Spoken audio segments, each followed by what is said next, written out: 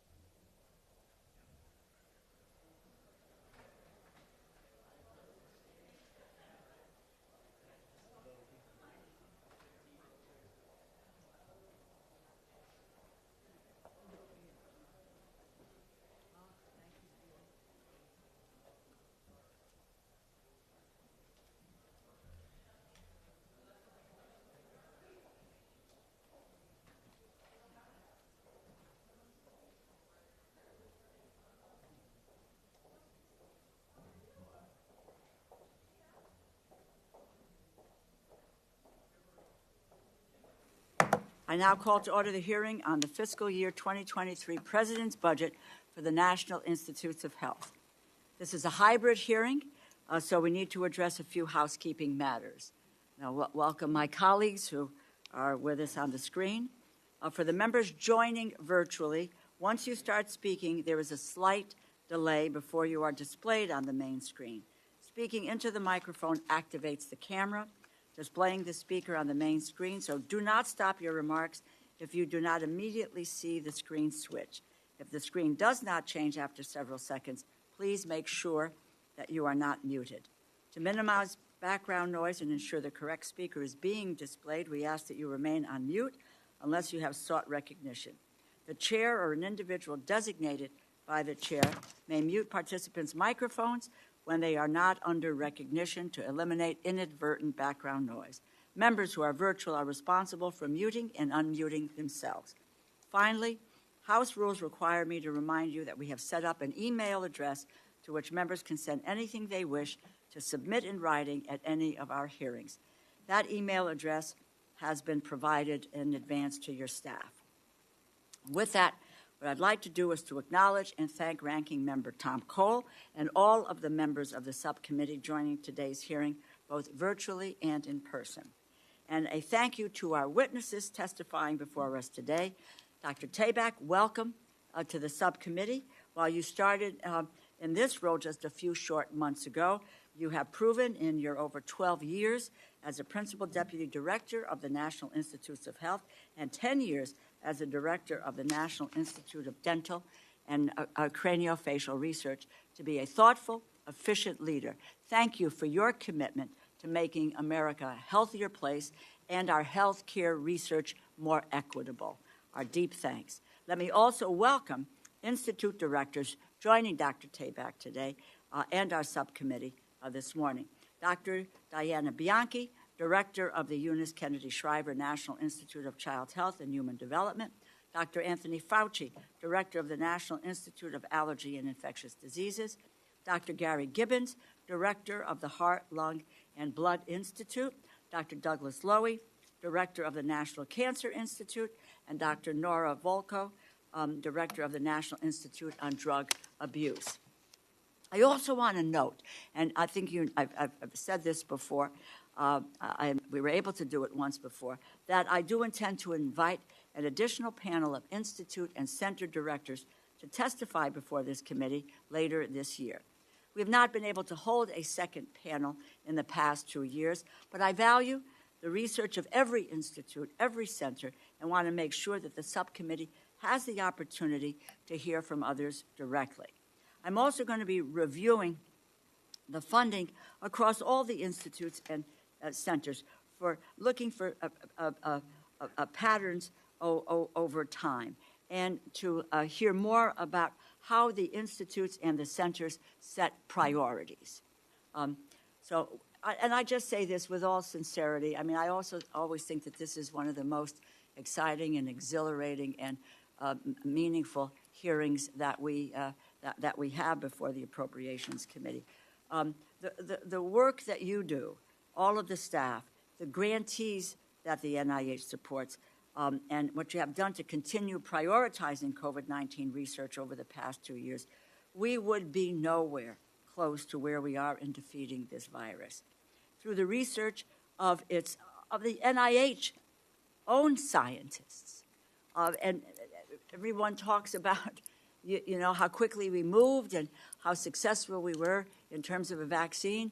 It just didn't happen overnight. It was the years of research, of investment in the research that allowed us to move as quickly as we were able to. So through the research of our scientists, researchers, grant institutions, and partnerships with the private sector, our knowledge of the virus has dramatically improved. Reliable detection and diagnostic technologies have been developed, treatment options have been implemented, and vaccines and other prevention methods were accelerated and distributed, all in record time. NIH's response to COVID proved what I have known for a long time, that our significant and longstanding support for biomedical research is absolutely critical to ensuring we are prepared to prevent and address healthcare crises whenever they may arise. The work you do saves lives and protects families the world over. And with the proper resources and leadership at NIH, our biomedical research can move very quickly, very focused ways to achieve high-priority goals and continue to save lives. None of these transformational advances would have been possible without the annual sustained investments in basic biomedical research made by this committee in a bipartisan way in recent years, which is why I am so proud that over the past 7 years, Congress has increased NIH funding by nearly $15 billion, or 49%. And I repeat that this has been done in a bipartisan, with a bipartisan effort. And in the 2022 omnibus recently passed, Congress provided a $2.25 billion increase over 2021. This includes an increase of $353 million to fund a greater number of research proposals at the National Cancer Institute and support for the Cancer Moonshot Initiative that will save lives by speeding cancer research progress and improving prevention, detection, and treatment efforts. We also provided an increase of $289 million for Alzheimer's disease and related dementias research to help us better understand the cause of Alzheimer's and advance research for diagnosis, care, treatments, and prevention for those with and at risk of developing this disease. I'm especially proud of the $30 million increase for the Improved Maternal Health Research Initiative. The maternal mortality rate in this nation is far too high, the highest of any developed nation. And more must be done to address this crisis that kills hundreds of mothers every year. These increased funds to support research on maternal morbidity and mortality will reduce preventable causes of maternal deaths, improve the health of pregnant people, especially those mothers, the victims through our nation's health disparities who have been historically underserved. And health disparities impacting underrepresented communities are an unacceptable issue in nearly every corner of our physical and mental health care system, which is why we delivered an increase of $50 million for research to identify and reduce health disparities across our country. I'm also proud of the $8 million increase that Congress provided for the Office of Women's Health, research on women's health, to further promote the interests and involvement of women in NIH-supported research. And I am personally grateful for the $159.4 million in fiscal year 22, the NIH grants that have been delivered. Many have been delivered to my own district, Connecticut's 3rd, following $572.8 million in fiscal year 2021. That's NIH funding for the district. This funding has already advanced critical research efforts, strengthened the future economy, and grown opportunities in my community. But my hope is that this is replicated in cities and in small towns and in rural areas across the country. We have to move it beyond large cities, areas, into the across our country.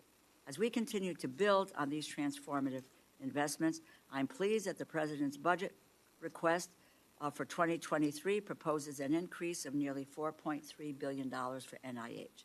I'm pleased that included in the budget request is a proposal to increase research to address health disparities and the opioid crisis, two major issues impacting the health of far too many across the nation. Particularly glad to see the proposed $15 million increase for universal flu vaccine research and development, an issue that I have been fighting to address for years. And the request would double funding for gun violence prevention research at the NIH, building off the investments this subcommittee has made over the past 3 years. Despite all the great investments in the bill, however, I am concerned about the lack of balance between the budget request for ARPA-H and the request for other, more, quote, traditional NIH activities. I know the President's fiscal year 2023 budget request for NIH was developed before the 2022 omnibus was enacted and might have been different had it been enacted sooner. However, the proposed increase, $274 million for core NIH activities, is insufficient and threatens the progress this committee has made in the past several years through significant, sustained investments in biomedical research. I've said it before, and I will repeat it. I am proud of the work we have done together to establish ARPA-H. It is clear that the $1 billion investment in 2022 funding this committee made to establish ARPA-H has the incredible potential to develop transformative technologies that save lives. It's historic funding, and it will be used to research the causes and address debilitating impact of major diseases like Alzheimer's, diabetes, cancer, ALS, and others that impact the lives of millions of Americans and exacerbate already existing health disparities. However, it is critical that we strike a balance between the investments that we make in ARPA-H and those in basic research and discovery at the NIH. Dr. Tabak, I know this was not your decision, but while I strongly support NIH and recognize its long record of success in supporting biomedical research, I believe that placing ARPA-H within NIH is a mistake and will hamper the agency's ability to achieve the breakthroughs I just outlined. I strongly believe that ARPA-H would be more successful in its unique mission if it were established as an independent agency within Health and Human Services. With that, let me just say I thank you all for joining us today. Your work, again, is invaluable to the health infrastructure of our nation, to really improving our medical discoveries, for making these medical discoveries, and ultimately saving lives. I look forward to our discussion this morning and our work together in the months to come. And let me recognize Congressman Cole for his opening remarks. Thank you very much. Before I begin my prepared remarks, I draw one great lesson as a proud Yale graduate. It's a great thing to represent Yale. What a great magnet for research and good things. Well, good morning. I'm pleased we can come together in person this morning for the first time in 2 years to hear directly from the National Institutes of Health about the administration's budget proposal for fiscal year 2023. This is our first hearing in many years without our friend Francis Collins, and we all wish him well in his new endeavors. As I say every year, a sustained commitment to increasing funding for the NIH is a vital step to preserving our status as the world's leader in biomedical research and to finding cures for many diseases burdening our healthcare system. And we know the funding also does far more. Several studies have shown funding at the NIH has a multiplier effect, contributing to overall U.S. economic growth. Like the chairman, I'm proud of what this committee has done year after year on a bipartisan basis since 2015. The NIH budget has increased every year beyond inflation during that period, regardless of who was president, regardless of which party was in control of the Congress. And it shows that there's certainly some important things that we can work together on, and I think will have positive results for the country. and I particularly want to praise my good friend. I make this point a lot, the chairwoman. When I was privileged to be the chair of this subcommittee for 4 years, she was kind enough to back my budget, not the first one, but the last one, the one that passed, every single time. And I've been very proud to vote for her budget for 3 terms since then. So we may start in different places, but we have a way of ending up at the same place. And this agency, the NIH, is a big reason why, quite frankly. So you actually contribute to bipartisan comedy and cooperation. Given all that, I hate to kick off the hearing on a sour note, but I'm probably where the chairwoman is. I'm perplexed as to why the administration has chosen to pour billions of dollars in funding into the new ARPA-H program at the expense of ongoing basic research at the NIH. ARPA-H was funded for the first time in March. And I might add, with my support, like the chairwoman, I see much potential good here. But as she pointed out in her remarks, there's still a great deal of controversy around it and different opinions from both Republicans and Democrats, and quite frankly, within their ranks over how it should be organized, where it should be placed. In the end, almost every decision was simply left to the Secretary of Health and Human Services, someone I hold in high regard, but he's an executive official. And I think it's unprecedented for the creation of a new agency to lie largely in the hands of one individual. We still don't know the structure of this new the structure this new agency will ultimately take. We don't have a director, any possible names of a director, or any idea when this individual will be named. We don't have a physical location for the new agency. We don't know how grants will be made and who will be responsible for deciding how billions of tax dollars are dispersed. We don't know how ARPA-H will interface with existing NIH institutes and research, or how we can ensure that it will be value added rather than an agency that competes with and siphons off talent. We don't know the rules for hiring staff or how they will be compensated.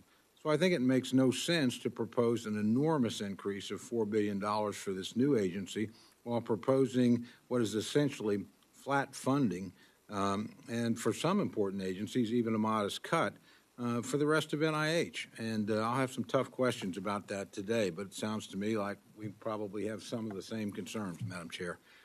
Next, I think everyone in this room needs to address the difficult topic of the loss of public confidence and credibility across our public health agencies, including the NIH, during the COVID pandemic.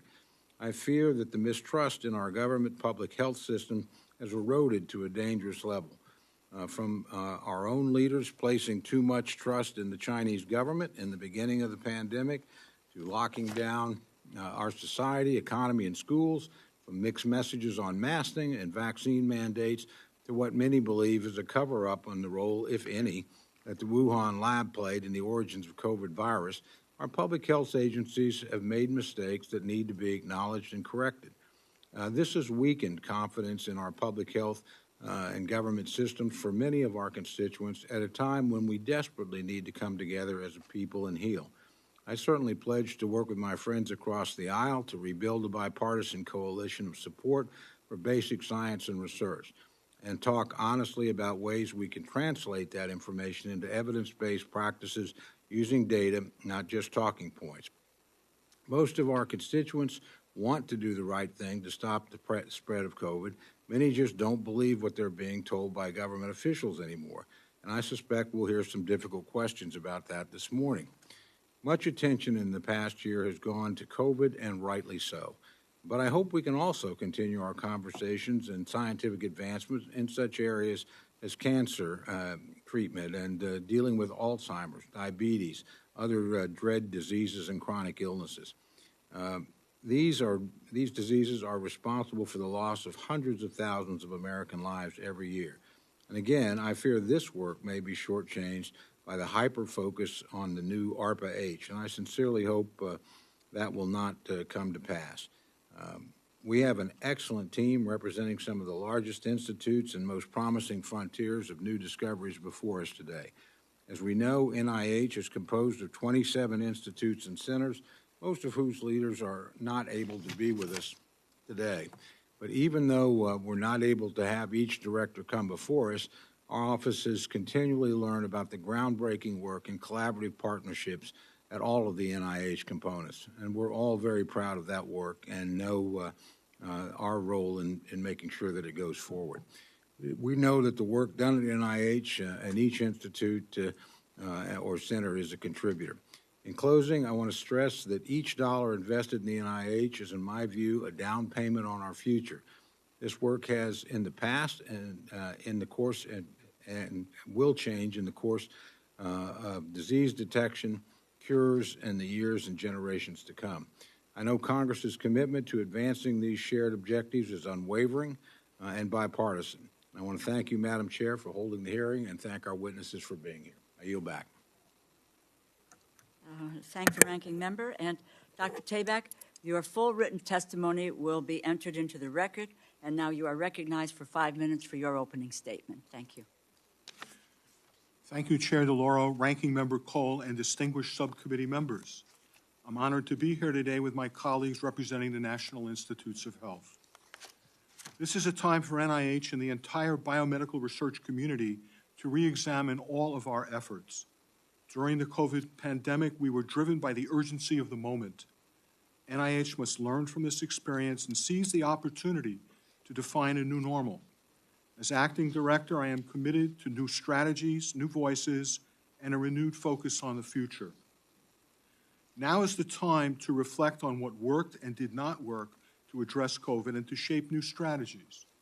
Your sustained investment in NIH research set the stage for the new mRNA technology and immunogen design that were key to the development of safe and effective vaccines in an unprecedented timeline.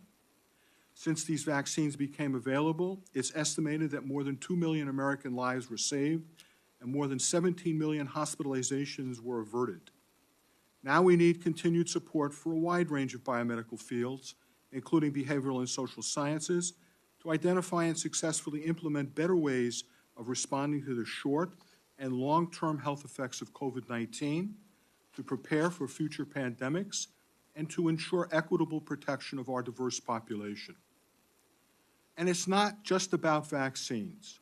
Our Rapid Acceleration of Diagnostics, or RADx initiative, fueled the development of many new approaches for COVID-19 testing that are already being used in our communities. To help ensure that such benefit was shared with those disproportionately affected by the pandemic, we initiated efforts like RADx Underserved Populations and the NIH Community Engagement Alliance. These experiences, along with other NIH-led efforts focused on COVID treatment development, demonstrate the extraordinary value of public-private partnerships. The NIH can build upon the momentum of the COVID response and apply it to other challenges through the Advanced Research Projects Agency for Health, or ARPA-H. Thanks to your inclusion of key authorities and funding in the omnibus, NIH is beginning to frame the basic administrative infrastructure for ARPA-H. This is a first key step in creating a permanent home for the strategic partnerships that are so urgently needed to address cancer, diabetes, Alzheimer's, and many other diseases. But we can't stop there. In addition to new strategies, biomedical research needs new voices. A growing body of evidence demonstrates that inclusion of diverse perspectives yields better outcomes.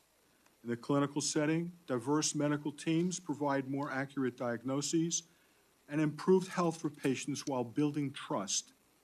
We do better science when we have a diversity of scientists from different backgrounds and communities, scientific fields, and various career stages. NIH continues to prioritize, fund, and empower early-stage investigators so that they can succeed as independent researchers. In 2021, we reached an all-time high of early-stage investigators funded, 1,513. The passion and commitment of our scientists is matched by the voices of people living with a wide range of diseases and conditions. Conversations with patients and their advocates are sometimes difficult, but those are often the discussions that teach us the most. From the AIDS advocacy groups of the 1980s to today's groups for autism, ME/CFS, long COVID, and many others, these voices have refused to be ignored, and ultimately, all of us benefit. This is a moment for renewed focus on the future. I spend a lot of time encouraging early-stage scientists, but I also think about the importance of engaging elementary school-age children like those my wife has taught for over 40 years. During the COVID pandemic, exposure to the importance of science has been a big part of many of their lives. Past pandemics have inspired young people to become scientists, but the images they saw were usually of older men who looked pretty much like me. Hopefully, today's kids are seeing more scientists who look like them. Still, we need to do better. Our nation needs all the bright minds we can find, and I hope you will continue to work with NIH to make this happen. Thank you for your time, and I welcome your questions. Thank you very much, Dr. Tabak. I'm going to try to get in two questions in this first round. And mentioned the subcommittee has increased the budget by roughly $15 billion over the past several years. It's almost 50%. What I'd like to do is to just have you talk about how the NIH determines research priorities. In many years, NIH proposes to increase funding for a small number of initiatives: Brain Initiative, Precision Medicine Initiative. This year, significant increase for ARPA-H. In fact, the proposed increase is significantly larger than the increase for the entirety of NIH research combined. My question is, what are the determining factors in setting NIH research priorities? Is there such an emphasis on large-scale initiatives? If there is, what is being left behind? What happens to research in important areas of health that are not included in large-scale initiatives or ARPA-H? And how do we determine progress in these initiatives? Well, as you know, it's a balance that needs to be struck. And in recent years, there has been an emphasis on large-scale investment because the scientific opportunity presented itself, either due to new technologies or emerging areas of concern.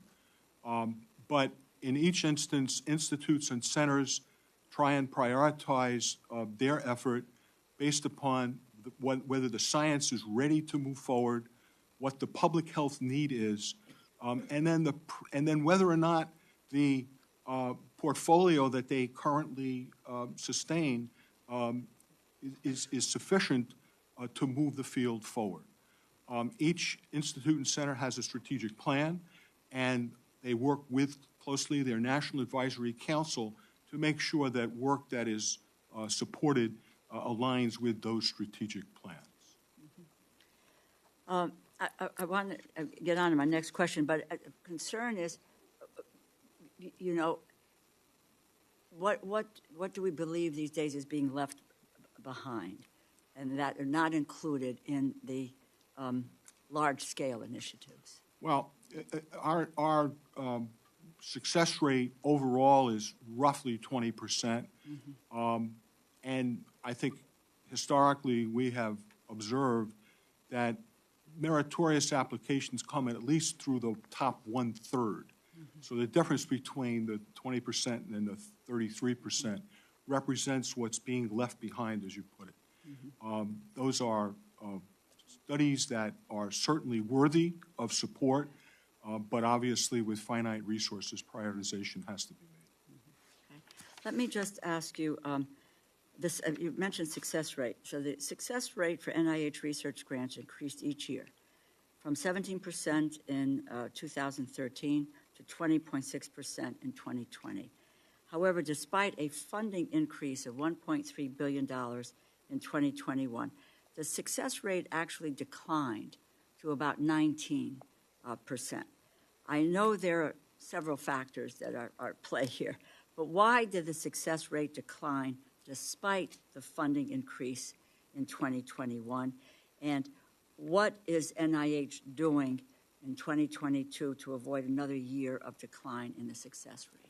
So as you know, the success rate is simply the number of applications that are funded divided by the number of applications that we receive. And in fiscal year 21, we received an unprecedented number of applications. And this increase is largely what drove the modest decrease in the success rate. Obviously, we can't control the number of applications that we receive, and as you alluded to, there are other factors, but the main driver for this decrease was the unprecedented increase in new applications. Thank you. I'm going to, I've got a few seconds left here. I'm going to yield back, and also to mention that I have to step out because there are 2 other hearings that I have to just pop into, and then I will be back, and I'll ask Congresswoman Allard to take the chair. And with that, Congressman Cole. Thank you very much, Madam Chair. We really don't coordinate our questions, but they're pretty close some days. I want to go back to this concern I think the chair and I both have about the disparate or the imbalances, we would both see it, or I don't presume to speak for her as I see it, between ARPA-H and NIH. And I suppose my first, and again, I want to stress, Dr. Tabak, I recognize you don't get to make all these decisions either. And I suspect, honestly, we're speaking for more of you than any of you could admit. But I don't want to throw out the baby with the bathwater. And to me here, the basic mission of NIH, which I think you all have done a remarkable job in advancing over the years, is the most important element. And ARPA-H, I hope over time will develop into something like DARPA, but we just simply don't know that yet.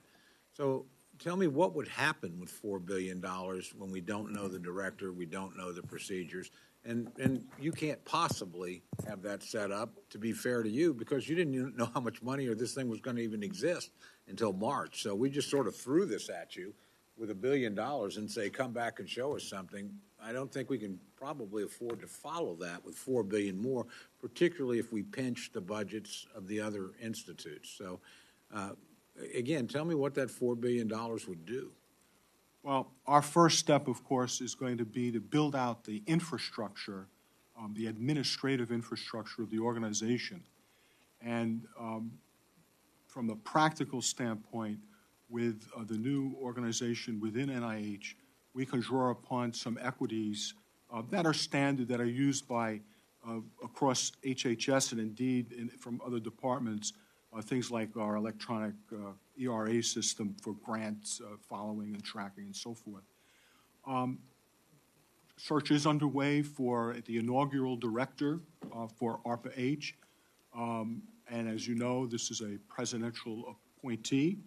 And our charge at the moment is to really focus on the administrative issues. We will certainly bring in a small group of senior operational people focused on the administrative side, but no program managers who will be driving the science will be recruited until the director is in place. Well, again, I want to switch to another area, but that would suggest to me that we should be very cautious here about this amount of money. Again, because I just think it's going to take a while to set this up, get it right, and frankly, I'm not convinced the other committees in Congress, Energy and Commerce, is going to want to have something to say about this. They're not going to just let the Appropriations Committee create this out of whole cloth. So that again just makes me very uncomfortable on bouncing. Although let me make this very clear too. I totally favor the amount of money we're talking about. I don't have any problem with that. I just have a problem with the distribution between NIH and ARPA-H, given how formed and successful one is and the other's in the process of being formed. Dr. Lowy, it's good to have you back, and I want to go to this question quickly that the chair touched on, because I think probably in cancer we're seeing one of the most difficult jobs is just the sheer number of applications that are quality applications you're getting. So what's the funding rate at NCI for applications as compared to NIH district-wide, and how promising is the science in cancer going forward? Well, thank you, Mr. Cole. The funding rate at the NCI currently is 11% pay line for experienced investigators and 16% for early-stage investigators.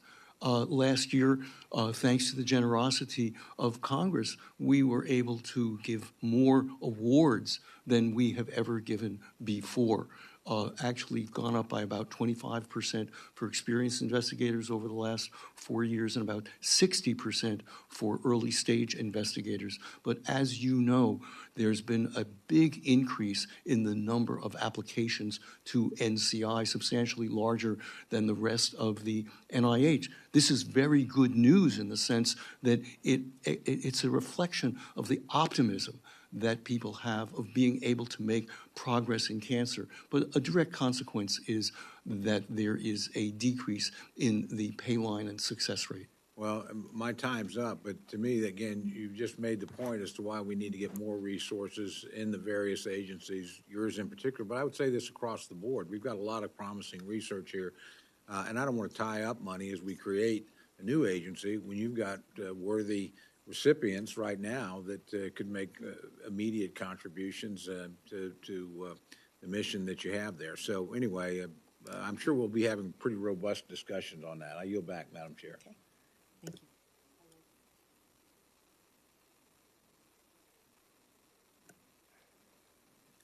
Dr. Tabak, I'd like to ask about the chimpanzee retirement to sanctuary. In 2000, Congress signed the Chimpanzee Health Involvement Maintenance and Protection Act into law, instituting a national sanctuary system to resettle the chimpanzees that are no longer needed in research by federal agencies. Since November 2015, when NIH announced it would no longer support any biomedical research on chimpanzees, it has been a priority of mine to see these primates retired swiftly and successfully to the federal sanctuary, Chimp Haven. However, in 2019, despite congressional directives and strong humane organization recommendations, NIH made the unilateral decision to keep the remaining 44 chimpanzees at the Alamogordo Primate Facility, which is run by the Charles River Research Laboratories, a global corporation whose business model is to breed, import, sell, and experiment on non-human primates and other animals. Since that time, 12 chimpanzees have died and at least half were euthanized. Multiple animal welfare experts have expressed concerns that Charles River management strategies may expose chimpanzees to an environment which results in chimpanzees meeting some criteria which leads to a euthanasia decision. Because invasive research on chimps was still legal when the Chimp Act was passed, Congress recognized chimps being retired would likely be older or have serious health conditions because they would no longer be useful for research. In fact, NIH's own regulations recognize the possibility that chimps with infectious disease and other health conditions will survive at sanctuary, and NIH has been moving chimps from chronic health conditions to Chimp Haven for years.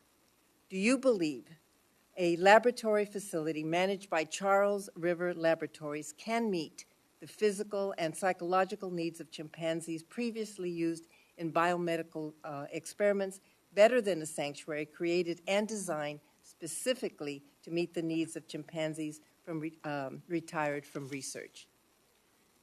It's a balance between the facility that the chimp is currently housed in versus their physical condition, their medical condition, if you will.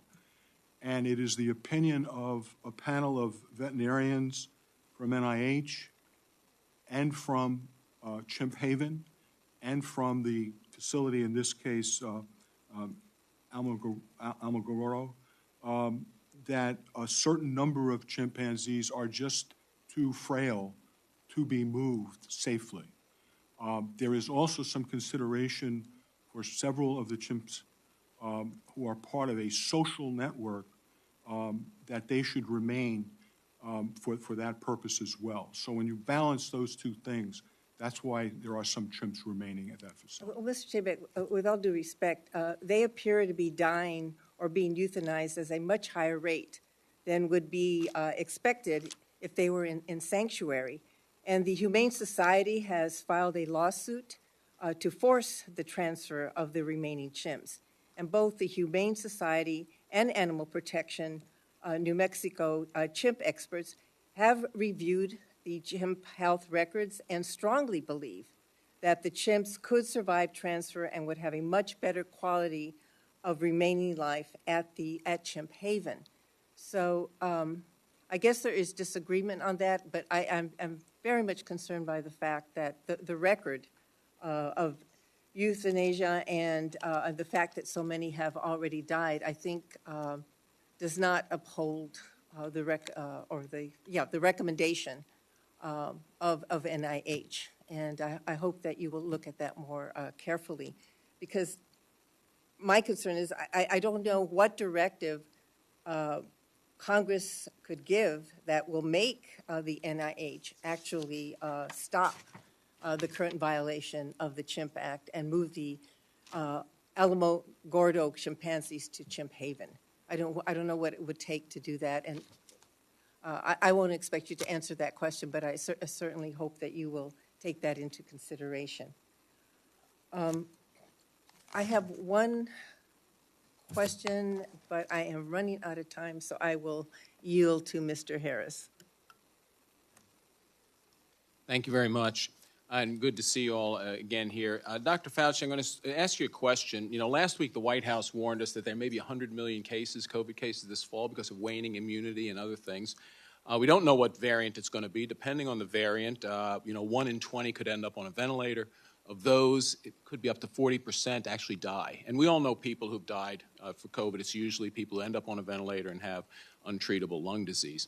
Now, you briefed us last year about the ACTIV-3 trial, which is Viptidil and remdesivir, because it doesn't appear that remdesivir does anything in those late-stage patients, Viptidil may be the last remaining therapy that we may have. I and other physician members of Congress actually have experience with some constituents who have recovered under the drug under right to try. That, of course, is anecdotal. We do need more evidence than that. The NIH is commended to be taking on the risk of studying this medicine from a small drug company. It's a very small company makes it, because nobody could have predicted that this was kind of the last drug standing for late-stage COVID. But we're out of time now. I mean, the bottom line is, if we're going to have a surge in the fall, and right now we have no late-stage therapeutic for the person who's failed all other therapy on a ventilator in the ICU, BARDA is going to need months to ramp up production of a therapeutic. So the question is, the problem right now is because the enrollment has slowed down in ACTIV-3, and I'm sure you're aware of that, because there just aren't that many people with Omicron who proceed to that level. The question is, are your statisticians going to take an early look at that data to see if a Viptidil works or works adequately enough to authorize it, scale it up so that in this fall, when we have this potential surge, we will have a late-stage therapeutic, because we desperately need one. I mean, we still don't have something for those patients, and it's terrible. You go to the ICU, you get put on, you fail remdesivir, there's nothing left. I mean, you call the family in for a meeting. Can you do that? Can you look at some of the data? Yeah. As you well know, Dr. Harris, that the company who sponsors this has the opportunity to present the data to the FDA for an application for an emergency use authorization. The NIH and our clinical trials provide all of the resources necessary to do that. So it is, with all due respect, it's not an NIH issue of whether or not this gets submitted to the FDA for an emergency use authorization. But your DSMB is going to meet, I think, this month on this. Right, exactly. They could choose to take an early peek at the results. Yes, it will. And one of the things that's very clear is that we don't interfere with the DSMB's the way they look at clinical trial data. I think that would be a conflict. So we would always welcome what they do, and if they look at the data and feel it should be an early look, then we welcome that. We have nothing against that, I promise you. Okay, good, because, I mean, they'll never get to 650. I think that's the end number. I mean, we're just not enrolling patients anymore. It's a good news, bad news thing. Right, that's right. You understand it. So, thank you very much. Now, Dr. Tabak, I'm going to ask you something, because, for years I've been holding up a graph of the young investigators' age of discovery. You're aware of this, the 2010 Jones paper, which suggests that, the inventiveness kind of peaks that are in the late 30s or so. And yet I see the report from last November that looked at, from the NIH, that looked at by Dr. Lauer, that looked at the long-term trends in the age of principal investigators. You're aware of this, right? Now, you've created all kinds of committees. You've done everything. And the result is, while age has been continuously increasing in R01s, the rate of increase has slowed over the last 10 years. Well, Dr. Tabak, it's not going to continue forever. It's not going to continue to age 100. I mean, saying that, I mean, I don't get it. NIH has failed at reducing the mean age. So I'm looking at it. The mean age increased from 2015 to 2020. Whether you're male or female, the mean age increased. The NIH is failing to address this properly. What are you going to do? I mean, it's nice to say, well, we need a diversity of people, and we need people who look like, you know, a college-age graduate, but we're not funding those people. So what's the concrete plan? So, Dr. Harris, you're correct in the data, and we're doing several things. First, unfortunately, institutions around the country increasingly want their new faculty hires to have bridge funding before they give them a permanent appointment on their faculty. And that was never an intended purpose of some of these transitional awards, but they become a surrogate for deciding who gets a tenure track position or not. So one of the things that we're doing is we've instituted what's known as the CATS Award, which is an R01 application that does not require, in fact, no preliminary data is allowed for the submission of that award. The purpose there, of course, is it frees the young person from the work that they did as a postdoc or as a graduate student and allows them to go straight away to apply. We have also done a series of mentoring networks, if you will, around the country to convince young people that that first award, that first R01, is something that they should really be striving for sooner rather than later, despite what the old sages at their institution may be telling them. Oh, you'll never get that award, it's too big, apply for a small little award. I mean, you know this well. Been there. And so we're trying very hard to get the word out that, in fact, we are incentivizing, we are prioritizing early stage investigators. Now, the final piece of this, and I don't have a good answer for it, is, and it doesn't account for it only accounts for a fraction of the time. Students enter graduate or professional school later. They take so-called gap years, 1, 2, or more years. That's something that I don't have a good solution for. But when you take all these things together, I think it has kept us sort of, you know, in stasis with regard to our ability to drive that number down. But we're going to keep working on it because it's important. I agree with you. Thank you, Madam Chair. Mr. Poca.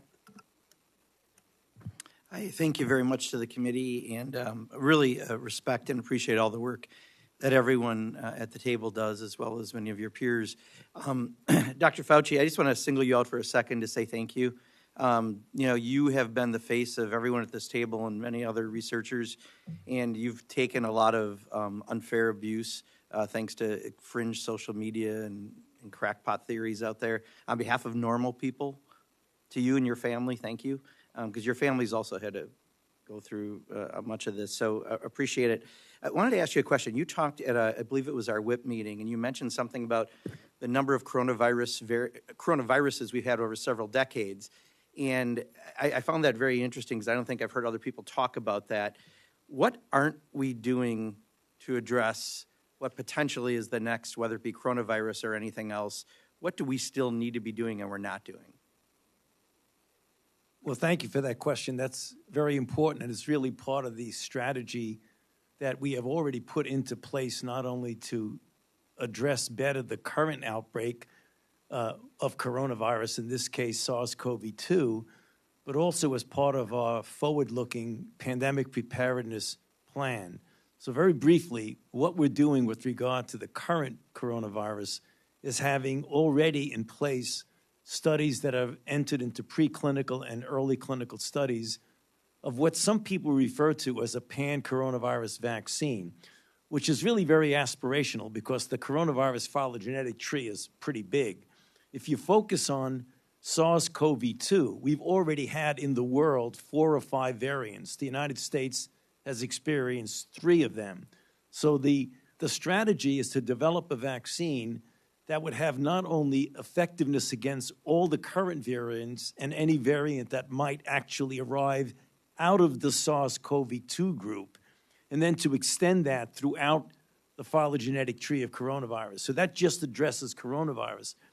But the pandemic preparedness plan is built on a concept that was developed in our group by Barney Graham, who was the person who actually developed the SARS-CoV-2 mRNA vaccine for Moderna, that to take a representative microbe from each of the multiple families that have potential pandemic capability and to do studies that would essentially position us that if we do get an outbreak from an arenavirus or an alpha virus or a flavivirus, to be able to get a vaccine into trial and ready to go within 100 days, and in the second 100 days to be able to start distributing it. So we're referring that to our prototype pandemic plan. That's what we're doing. Great. No, it's great to hear. And again, I found that very helpful when you talked to us about it in caucus. Just a real quick, do you consider pandemics like COVID and other infectious disease like COVID a threat to national security? Oh, there's no doubt about that. I mean, whenever you have something that threatens the economy and political stability of nations, it is part of global security. And that's the reason why we take very seriously outbreaks. And as you know, the SARS-CoV-2, COVID-19 is historic, the likes of which we haven't seen in 104 years. Yeah, thank you. Dr. Tabak, same question. Do you consider pandemics like COVID a threat to national security? Absolutely. Short, sweet on that. Absolutely. Anything that destabilizes an economy and a nation presents that threat. You know, it's interesting. We were talking about the $4 billion around ARPA-H and lots of conversation. And I look at the Department of Defense budget that comes in at, what, $770 billion. It's 12 times NIH. It's about 70 times the CDC budget. You know, I think it's time maybe for a more modern definition of defense, because I agree that this has been a national security threat. And since that budget seems to have such an easier time moving forward, if we could use more of those resources to protect our country, and for that matter, the globe, I think that would be helpful. I got 37 seconds. I think I can get this in. Dr. Tabak, with the global vaccine, we just talked about having the chance of having this be a broader vaccine. Will the NIH require its awardees to meet global access conditions on pricing, supplying, technology sharing for any future vaccine? Can I turn to Dr. Fauci for that question? Sure. We don't have that capability of guaranteeing global access. That's part of the broader government plan, which we're trying to do right now. And as you well know, $5 billion of the $15 billion was supposed to go to global. And that global was not necessarily to get vaccine doses, because we do have enough vaccine doses for the developing world. It's to get vaccines into vaccinations, to develop the infrastructure to be able to do that. So we're very committed to that, and we have always been, but that's not within the realm of what NIH can do. Thank you. My time is up. I yield back. Thank you. Before I yield to Mr. Fleischman, I would just say, and I was just in a hearing with Director Power at USAID, and I would like at some point to really hear from all of you about what the effect of not moving forward on a COVID supplemental it will have on our ability to deal both domestically and internationally with this this pandemic. I think we're at grave risk. But that's not my question, because I want to yield to Mr. Fleischman. But I think it's an important issue, and it's one where we need your voices loud and clear about what the consequences are. Congressman Fleischman. Thank you, Madam Chair and Ranking Member Cole. I appreciate your having this hearing today, and to each and every one of the witnesses, thank you very much. I've enjoyed my tenure on this subcommittee. I love being an appropriator, but this committee, this subcommittee is really incredible, and the depth and breadth of the NIH research is truly outstanding. So appreciate your being here today. I have two questions, if I may. As most of you know, I have substantial moral and ethical concerns surrounding fetal tissue research. The part of the debate right now is not necessarily about initial cell lines, but about the continued collection and use of aborted fetal tissue and the use of federal dollars to support that research. Much of the available fetal tissue is obtained from children killed by abortion, and their bodies are then used for experimentation at taxpayer expense. Dr. Tabak, what, if any, what is the NIH's plan for moving towards more ethical or alternatives for research and treatment, sir? We continue to support research for alternatives in this instance. But as you know, in order to validate the alternative, you have to compare it to something. And that, in fact, is in many instances fetal tissue. But we have awarded a number of grants in this area, and we continue to make progress in that direction. But it's difficult work, and so we continue to fund that type of effort. Yes, sir. And just for the record, I want to be clear that I can speak for myself that I would continue to wholeheartedly oppose the use of aborted fetal tissue for experimentation, and that is my personal position on that. Moving on to another topic, sir. The Undiagnosed Disease Network has been a very successful program, building on the strength of specialized knowledge at the Clinical Center in Bethesda and a network of 12 academic medical centers across the country, including the great Vanderbilt University Medical Center in my home state of Tennessee. For the past decade, UDN program has been helping patients with rare and undiagnosed conditions find answers, and for many, an informed path towards treatment. Often these families and individuals have been on a diagnostic odyssey, having seen countless medical professionals unable to give them a full picture of their rare or unknown medical condition. My question, Doctor, is how does the NIH plan on supporting the network of UDN sites once the Common Fund support expires? And as a follow-up to that, how can we help develop a plan to sustain the work of UDN going forward, sir? So as you know, programs that are initially supported by the Common Fund do graduate, if you will, out of that program. It's meant to be an incubator space. In this instance, this program has done very important and outstanding work. But you reach a point where the effort begins to blend into standard of care versus research. And so we need to define where that boundary is and are working with the various groups around the country, as you said, to see what options we may have going forward to sustain that portion of the UDN that remains in the research space, but allow that portion which is standard of care to move into that arena. Yes, sir. Thank you. For Dr. Fauci, good morning, sir. There's been significant debate in the scientific community regarding the risk-benefit of gain-of-function research, including unintentional lab leaks and the intentional release of pathogens into the population. My question, Dr. Fauci, considering the impact that COVID-19 pandemic has had across the world, do you advocate for a continued pause of gain-of-function research, sir? I think it's very important, Congressman, to make sure that we abide by the set guidelines of the conduct of research. One of the problems with the word gain of function, it means so many different things to different people.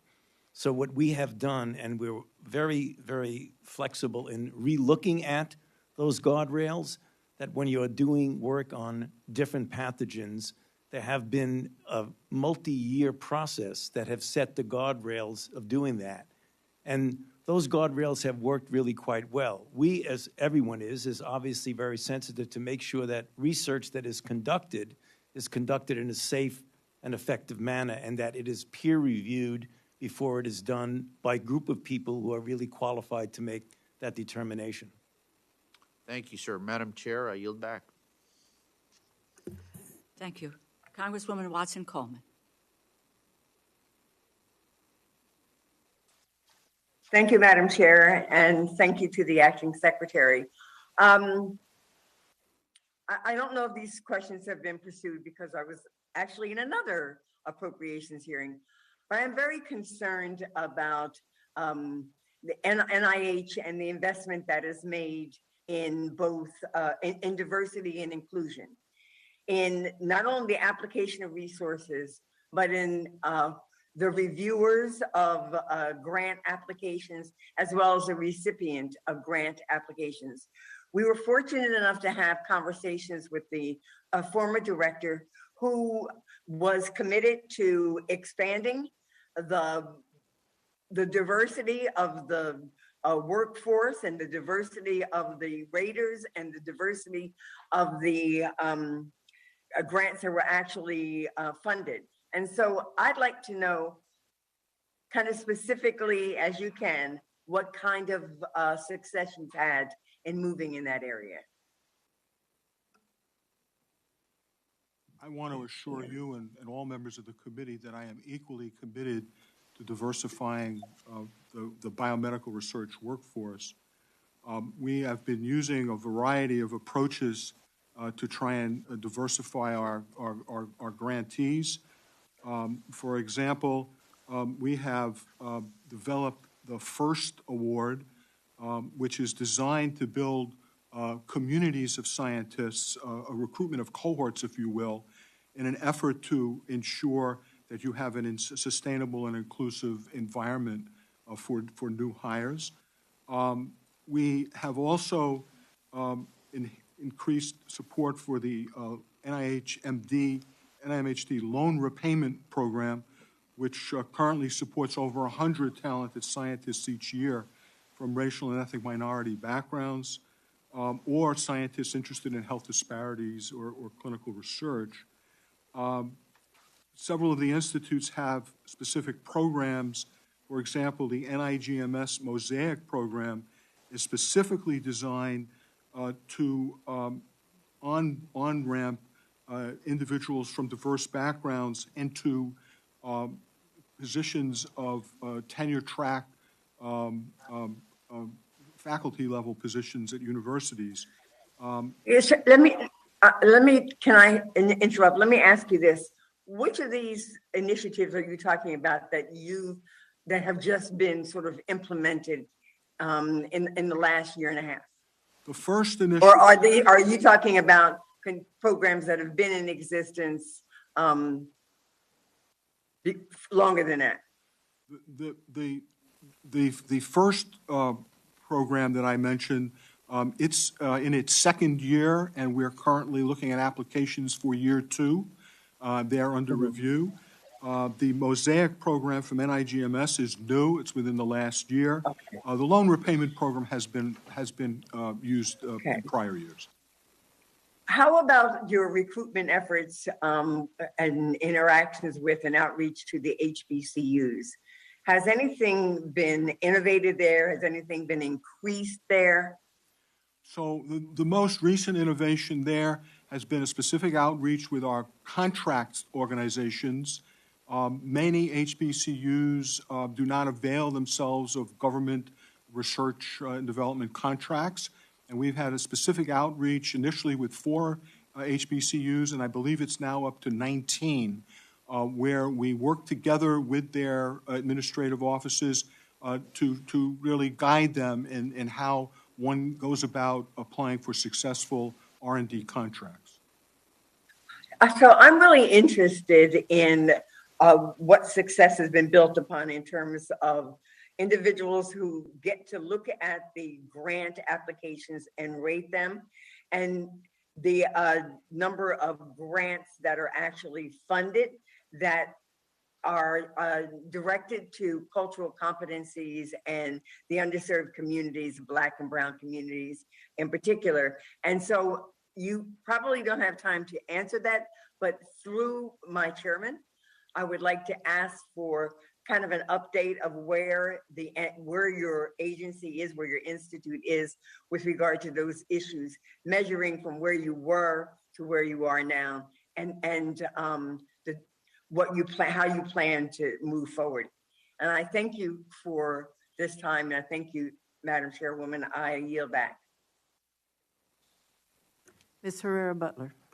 Thank you, Madam Chair. You know, I wanted to ask you, Dr. Tabak, a couple of questions. And I do think, you know, in light of the ranking member's comments, just overall, the NIH it's done some great things. I'm a big supporter. I think most of us have been big supporters in terms of increasing your funding because we believe in what you're doing. But it has been a little challenging in the last couple of years when there were times when I do think the image has been called into question. I'm not talking about crackpots. I'm talking about average Americans who maybe don't get to see up close and personal what's happening, and they get conflicting information. And one of the areas where I think it would be possibly helpful, I found last year, I followed some reports that genomic data, early genomic sequence from Wuhan, China, were deleted from the sequence read archive. And we worked to get to the bottom of this, and I think partially just because there were concerns, rational concerns, that the Chinese Communist Party had something to do with this, and where's the information? I wanted to see what, with regard to the sequence read archive, you're doing to secure it from those types of either truly harmful things, or maybe it's an image thing, but what are you doing in that space? There's no question that the communication that we had about this sequence archive, sequence read archive, could have been improved. I freely admit that. If I may, the archive never deleted the sequence. It just did not make it available for interrogation. So you have the information We still? have the information. So it wasn't, the way it was reported is it was pulled out, the early genomic sequencing was removed by a Chinese researcher. So anybody who submits to the sequence read archive is allowed to ask for it to be removed, and that investigator did do that, but we never erase it. Oh, so you don't have the information anymore? We do. We never erase the information. We keep it. So they were able to withdraw public viewing of it? Public viewing, that's correct. Okay, so researchers can apply to the NIH and get the information from you? And so in the way that it was originally eliminated from public view, it was withdrawn, and that's the most difficult for people to access. The error that was made, and we found this out after a review of all of our processes, was it should have been suppressed. The distinction being that if it's withdrawn, it is kept archivally on a tape drive, old technology, but that's how it's done. But when it is withdrawn, it can still be accessed by accession number, and so researchers are able to access that So the information is still there? That's correct. That's So helpful. information was never lost. I wanted to switch gears really quickly. I mean, I could spend a lot of time on that one, but on to overuse and opioids and overdose deaths. In Washington State, just in 2021, there was a 66% increase in drug-related overdose deaths, and more than half of these are due to fentanyl.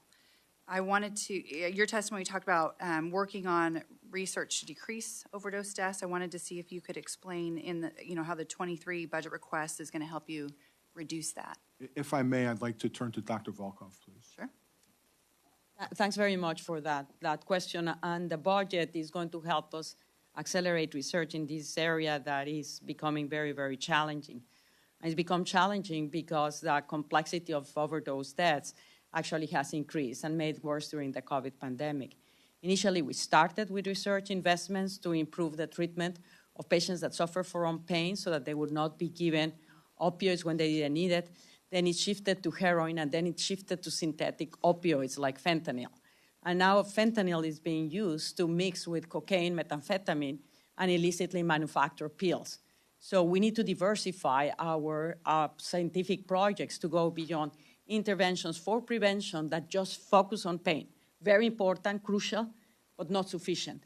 We need to expand into addressing the needs and vulnerabilities of individuals that may be exposed by accident to these substances. So it goes a range of interventions, from very much implementation sciences to services research, and at the same time doing the research that can give us better medications to reverse those overdoses, because naloxone is not so effective in this new era of very powerful drugs. That's helpful, and I will yield back. I have more questions for Dr. Bianchi if we end up doing a second round. I don't know, Madam Chair. Yield to you. Thank you. Ms. Frankel. Thank you, and thank you to our panel today. I got a question. I think it's for Dr. Lowy, but whoever can answer it, I'd be happy to hear from you. My question really has to do with patient navigator programs, which help low-income patients and those in underserved communities access early screening, diagnosis, and treatment. And I want specifically in terms of cancer. Can you tell me how the Cancer Moonshot program will invest in patient navigator services to ensure access to any of the new treatment? Congresswoman, thanks for this question.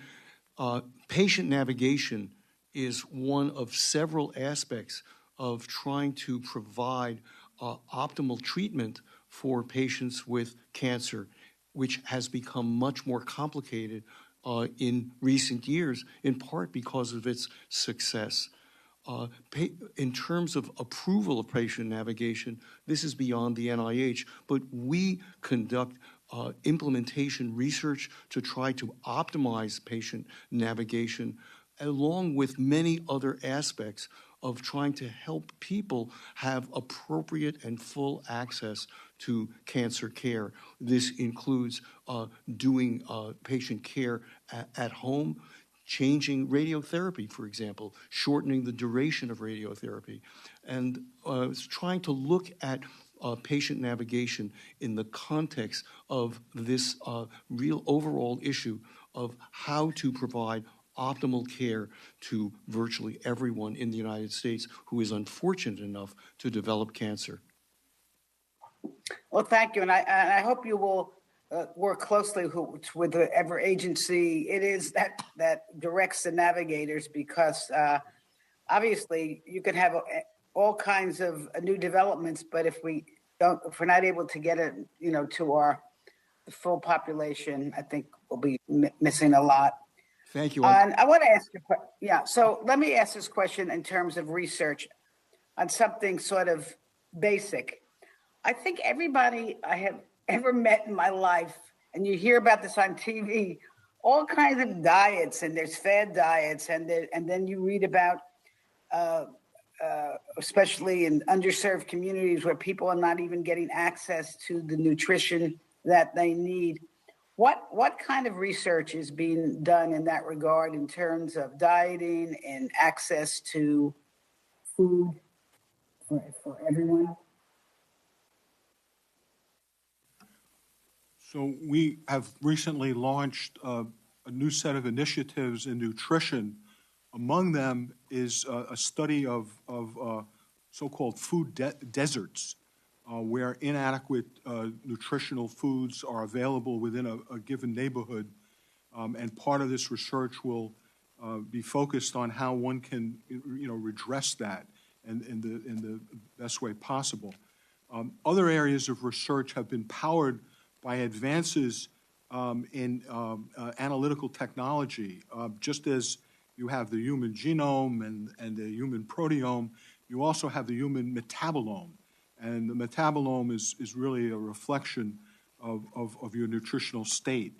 And so we now can study things at the molecular level to give great insight into the value or not of various nutritional agents. So we are doing this from both the community-based level all the way to the molecular level. All right. Well, at some point, I would love to just get some information on that. And then I know tomorrow we're going to be talking about, or this week, on elderly issues that affect our elderly. One is falls. But I do have a research question. The healthcare system it's costing us over $50 billion annually on falls for older people. 36 million older adults report falls every year. I'm sure it's much more than that. We heard about technology to monitor falls in older adults and habits that can change to reduce their falls. Is there a timeline for these products? Can you explain what they are, these products to monitor falls? Is anyone on this panel aware of that? Yeah, so through the National Institute of Aging, their SBIR small business program has made several awards. For example, they've supported a small company, Biosensics, that has developed something known as Active PERS, which is a medical alert pendant that does do automatic fall detection. And this has now been licensed and integrated into medical devices broadly, and it is available through a variety of mass market retailers. But they are supporting additional research to develop sensors, for example, that detect floor vibrations, which could be very valuable, obviously, for those who are hospitalized or otherwise infirm. Okay, thank you, and I yield back, Madam Chair.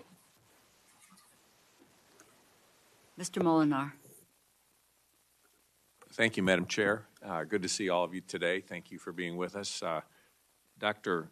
Tabak, I'd like to start by asking you, I know you're new in this role, but you're familiar with policies, and I noticed you have a background as in ethics, advising on ethics. And it's recently come to my attention that there is a policy at the NIH where scientists and people can receive royalties. One of the concerns I have, and I'd like you to speak to this issue, is the NIH is in the process, in the midst, as you know, of awarding grants for research, is also in the position of sort of evaluating or giving opinions on drugs that work or don't work. And the idea that scientists may be benefiting financially from the work that they've done at NIH, that creates to me the appearance of a conflict of interest. And just building on what Mr. Cole said about public confidence in the NIH, to me, one of the biggest concerns people had during this last couple of years is, were they getting truthful information from their government? Could they trust what people were saying about the medicines? And to me, that creates a very disturbing appearance. And I'd like you to comment on that policy and whether you are going to take a fresh look at that policy. The award of royalties is based on a Bayh-Dole Act, which makes no distinction as to whether or not the inventor is paid by the government, the private sector, academia, and so forth. So we are following the Bayh-Dole Act when it comes to that. So if I understand what you're saying, so you're saying it's federal law that allows the NIH to do that? That's correct. Okay. But in terms of the potential for conflict, no individual who is in a decision-making role on a particular product would have benefited from being the inventor of that product, because we separate out those functions. The individuals who make recommendations to leadership of institutes and centers are in the extramural space. The individuals who are making the discoveries that you speak to are in the intramural space. They're active scientists. And we do not allow those two things to interdigitate. Well, but my understanding is leaders of the organization have received royalty payments. I think, Dr. Fauci, you've said that you've donated your royalties to charities, is my understanding. But what strikes me is you're in a position where you're saying certain drugs don't work, but then you can at the same time be getting royalties from other, and I understand you're saying there's a firewall, but that information has not been made public, and I think sooner rather than later, you should make that information public, because right now, I think the NIH has a credibility problem, and this only feeds into this. And I'm just learning about this. People have always, in my district, been saying, well, you know, so-and-so has a financial interest in a certain, you know, they don't like ivermectin because they aren't benefiting from that royalty, or they don't like hydroxychloroquine. Now, you may have very sound scientific reasons for either recommending a medicine or not, but the idea that people have a financial benefit from certain research that's been done and grants that were awarded, that, to me, is the height of the appearance of a conflict of interest. Again, NIH does not, we support the science that validates whether an intervention is or is not efficacious. We don't say this is good and this is bad. Well, truthfully, I would say you've had leaders of NIH saying certain medicines are not good. Based upon the clinical trials that were supported by the agency. But if the agency is awarding who the beneficiary of the grant, who's doing the trial, and there are somehow finances involved, that there's a financial benefit that could be accrued if someone's patent or invention is considered valid.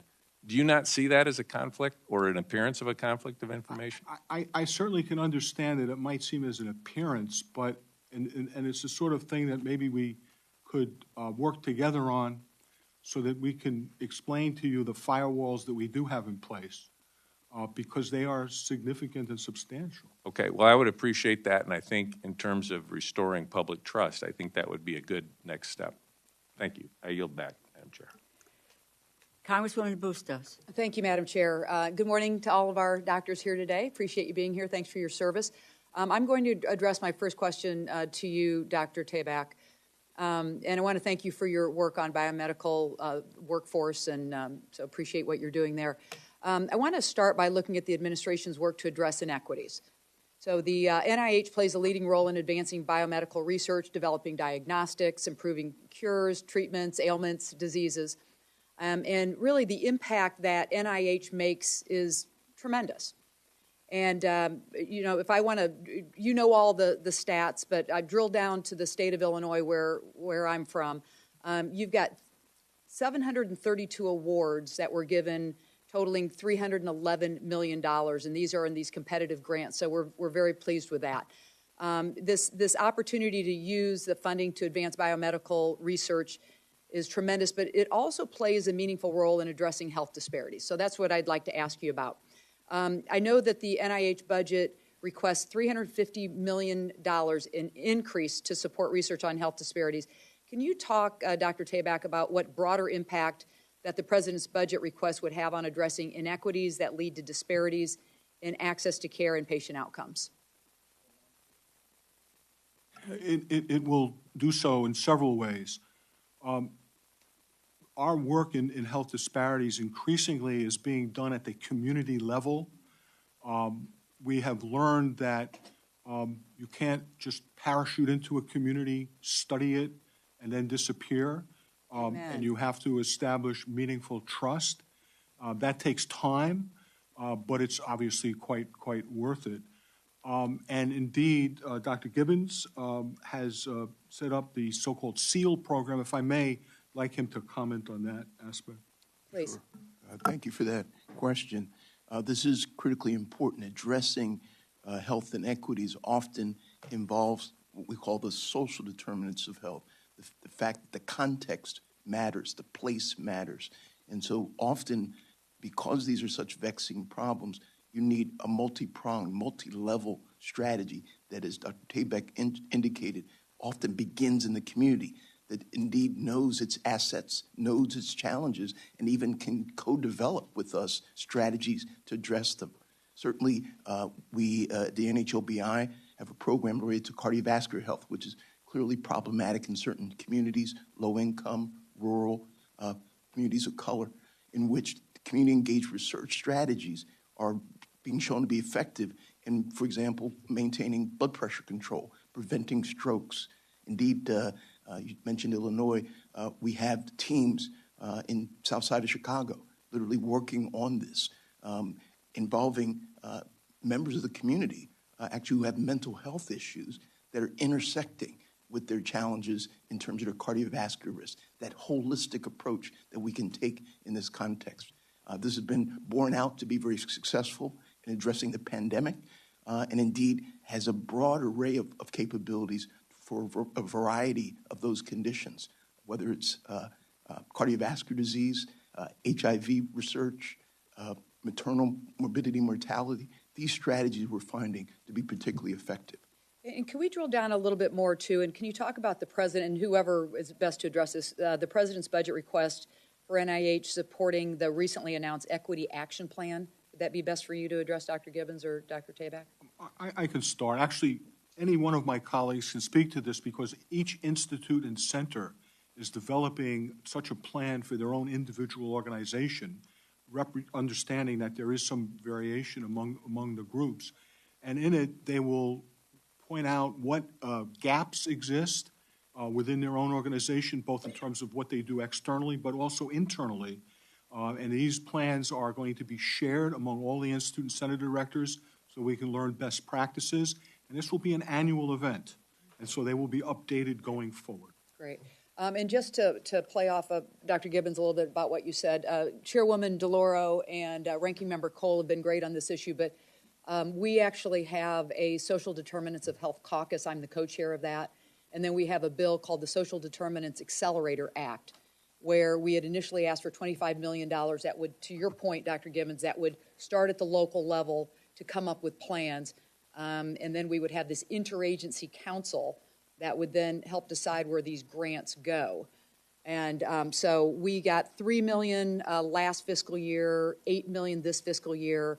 The president put in his budget $153 million for it. So we want, that number needs to grow. Obviously, that's the job of the appropriators and to be able to get that through. But something that I think is really the answer to having these, looking at this at a very local level, the social determinants, and helping really get health care in a better place for so many people who need us to pay attention to this. So thank you very much again to all of you. Thank you for your service to America and for trying to make people healthier. With that, Madam Chair, I yield back.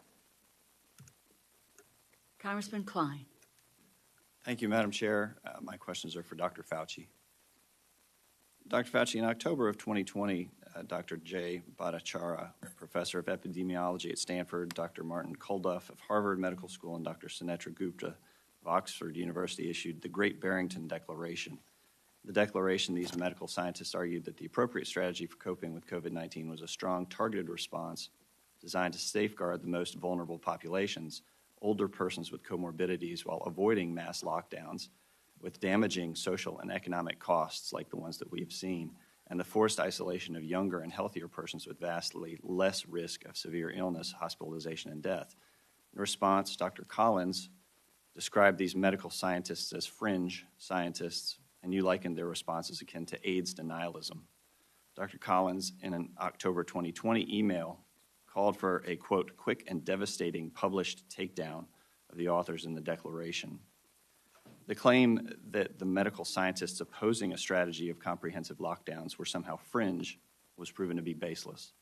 Dr. Eunice, professor of the Department of Medicine at Stanford University, published a quantitative analysis of the professional publications, as well as the social media visibility of the 47 original signers of the Great Barrington Declaration in the British Medical Journal this year. He found that among the 47 original signatories of the GBD, 20, 19, and 21 respectively were among the top cited authors for career impact in their recent single year of 2019 or either. Likewise, Professor Galea and Stein of the Boston University School of Public Health cited the lack of reasoned debate over the Great Barrington Declaration as a sign of the growing intolerance of disagreement in the field of public health. So I'll ask you, on what basis did you and Dr. Collins identify these doctors, the authors of the Great Barrington Declaration, as fringe scientists out of the mainstream of epidemiological science? I never characterized them as fringe scientists, if you look at the record. That's incorrect. Dr. Okay. Collins did. You referred well, you're asking me the question. I never called them fringe scientists. and your comment regarding AIDS denialism? Well, the issue with the Barrington Declaration is that what they were stating is that if you let the virus run free in society and only so-called protect the vulnerable, and the question is, who are the vulnerable in society that you are going to protect? And most public health officials totally disagree with the Barrington Declaration. And in fact, if you did that, let it just run free and not try to protect the population in general, we almost certainly would have had many more infections, many more hospitalizations, and many more deaths. Okay. So with all due respect to the scientists who signed the declaration, I completely disagree with them. Okay. Would you agree that during the times of the lockdowns, the data that we have seen following these lockdowns has shown that we have had increases in depression among young people? Suicide. There's no doubt that when you yes put... or no, if you could just... I'll answer the question. There's no doubt when you put restraints on society that it causes emotional and mental stress. There's no doubt about that. But you have to have a balance of saving people's lives from getting infected and hospitalizations. Would you agree that suicide rates have increased among young people? Indeed, they have. Would you agree that domestic violence rates have increased? Yeah, well, the answer is yes, but I'm wondering what that has to do with the question you're asking me. Would you agree that drug and alcohol use increased during these lockdowns? Well, I'm not sure the lockdowns itself did it, and I'm wondering why you're asking me about lockdowns, because there were not complete lockdowns in this country. There were restrictions, obviously, but there were not lockdowns. China is now going into a real lockdown, so I would disagree with characterizing whatever went on in this country as a full lockdown. All right, moving on. When the prospect of a lab leak from Wuhan gained traction in April of 2020, Dr. Collins told you that you should find some way to, quote, put down this very destructive conspiracy. We also understand that Dr. Collins emphasized that the lab leak theory could damage science and international harmony. Did you direct letters to two professional journals be written, The Lancet and Nature Medicine? No. You did not ask Daszak to write the letter to The Lancet? No. Did you review it before it was sent? No. All right, I yield back. Congressman Harder. Thank you so much, Chair DeLauro, for hosting this hearing, and thank you all to our witnesses for being here in front of the subcommittee. Since we last met, the American Lung Association released their 2022 State of the Air report. That report gave my district in California, both Stanislaus and San Joaquin counties, an F grade. This means that they received an F grade for both ozone and particulate pollution in a 24-hour period, and a failing grade for particulate pollution annually. And this has huge health impacts for my constituents. 1 in 5 kids in our community has childhood asthma. I had it, my brother had it. I know what it's like to worry whether or not your inhaler is in your backpack every day. And these F grades illustrate what everybody in our community already knows, which is our air is bad, it's only getting worse, and frankly, I refuse to let my daughter grow up breathing worse air than I did.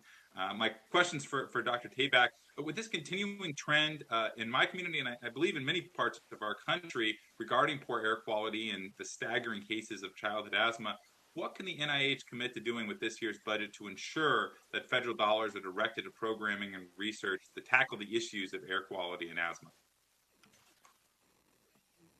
The budget does request resources to study the effect of climate on health, and certainly this is part and parcel. If I may, I'll turn to Dr. Gibbons, who is very deeply involved with this initiative. Yes, so thank you, Representative Harder, for pointing out that very challenging situation. We've known for many years, obviously, that air pollution has an impact actually on the lung development of children, such that it stunts the development of lungs and predisposes to conditions like asthma, as you described. And we've actually seen trends over time that when the air quality improves, there is an improvement in that childhood lung function. So we know that if we can mitigate that exposure, it can have benefits.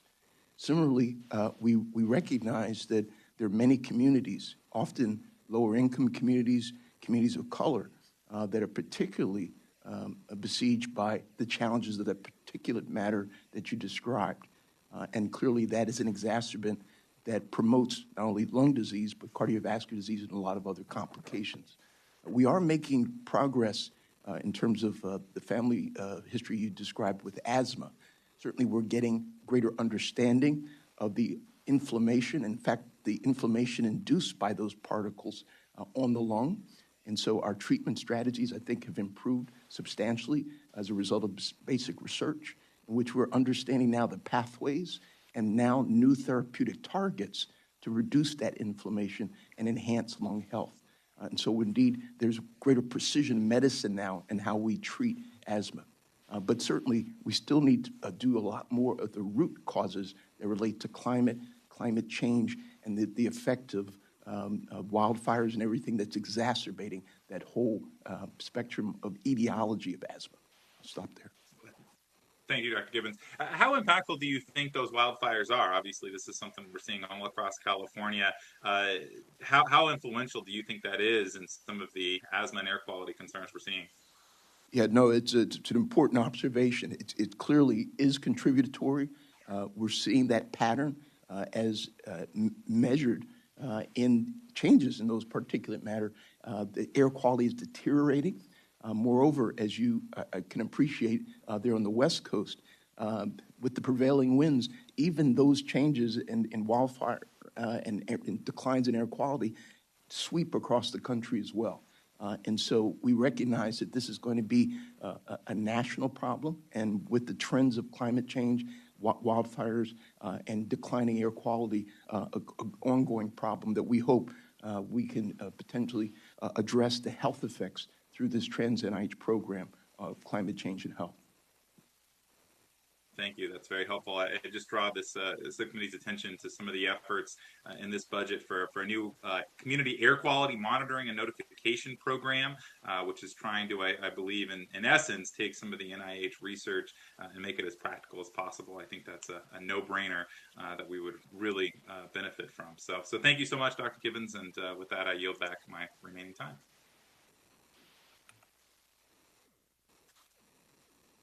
Congresswoman Clark.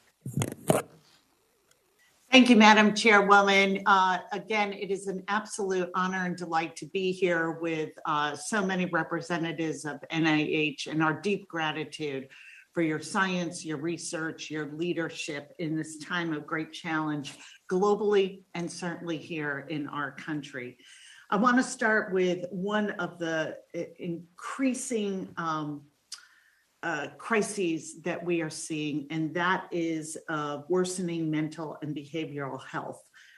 We are especially seeing this in our young people. And while much of the concern is focused on the limits of caring for this population, I am concerned that we need to be redoubling our commitment to better understand the issues that span neuroscience, traumatic brain injury, addiction, genetics, and more.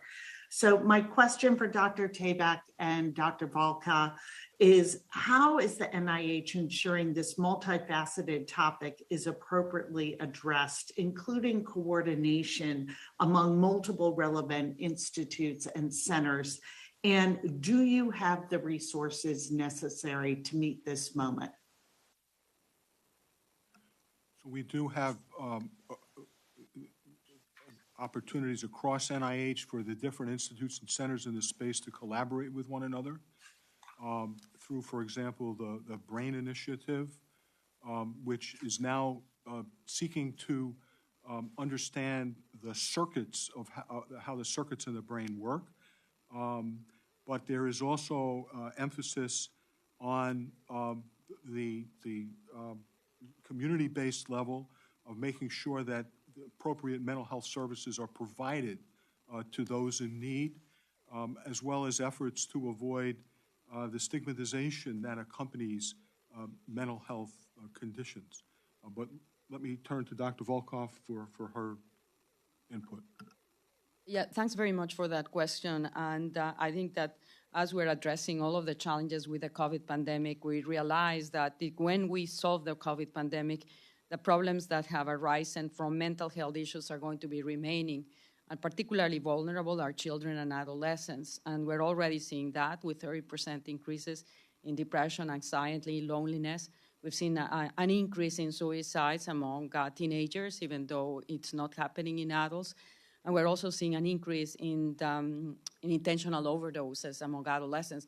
And for the first time, we're seeing overdose deaths in adolescents from fentanyl. So the situation is clearly urgent. And so what we're doing is, as Dr. Tabak was saying, we're joining our efforts across the different institutes to try to understand what are the effects, how they affect ultimately the behavior of a child, what are the trajectories, and what are the interventions that we can do to support them.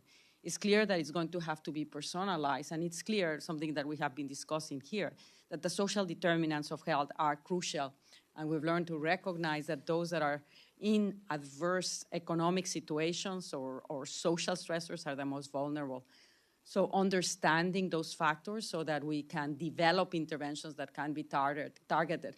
And importantly, putting the resources that are necessary to provide those evidence-based interventions to protect children and adolescents. Thank you so much. I want to go back to ARPA-H, and my colleague, Mr. Cole, raised a question around the National Cancer Institute, and I shared those concerns, but ARPA-H also has the potential to transform frontiers of biomedical research. I obviously think that if the decision has been made that ARPA-H should be located outside of NIH and outside of Washington, that Massachusetts, as the home of the most vibrant and promising biotech life science companies, leading edge research, academic institutions, and hospitals, is a place where ARPA-H should go. But as far as I know, there's no proposed selection process for citing this agency, and even less clarity on who will run it. Can you tell me, is there a plan on how to solicit and evaluate proposals to cite ARPA-H, and when do you expect a director to be appointed? The search process is underway for the inaugural director of ARPA-H. This is a presidential appointment, and so obviously this is being driven by the White House. There has been no commitment made to the physical location of where ARPA-H will be located. We obviously are continuing to frame this out for the consideration of the secretary and for whoever the inaugural director may be. But until that appointment is made, no decision will be made on the physical location. And there's no timeline for an approval process, selection? I can tell you that the search is definitely ongoing, and I know that the intention is to move that as rapidly as possible. Thank you. I see my time has expired. Thank you, Madam Chair. Congresswoman Lawrence. Thank you, Madam Chair. Doctor, I recognize that last September, the NIH announced 10 grants focused on firearm violence prevention, including one focused on firearm violence prevention tactics in K through 12. As you know, we had the last mass shooting that happened was right outside my district at a high school. And so I hope that this research is happening in Detroit, which I hope are just the first of many to address gun violence epidemic that we have. While I recognize that these awards were just made, can you speak to the importance of resuming federal research into firearm violence reduction? Well, as you point out, 10 awards were recently made. The future research directions will likely include work to better understand the interplay of the neurological, biological, psychological, and social and structural processes that may enter into this. Also, emphasis on violence and trauma screenings and interventions need to be developed and then made available both in healthcare settings as well as school settings. And we have come to understand that the violence prevention efforts have to be multi-level and focused on mechanisms of action. So just to give you an example, there's one of the awards was made to evaluate the effectiveness of child and family traumatic stress intervention to reduce PTSS in youth after they were assaulted. It's things like this that will hopefully help us reduce and eventually eliminate these tragic events. Well, I just want to tell you, I'm very excited about the grants, but this must become a priority for us in America. Too many moments of silence and best wishes for your family. We have to do something in America to address gun violence. In that vein, I want to commend the inclusion of more than $100 million for targeted research on mental health. We know that mental health plays a major role in gun violence and incarceration in America.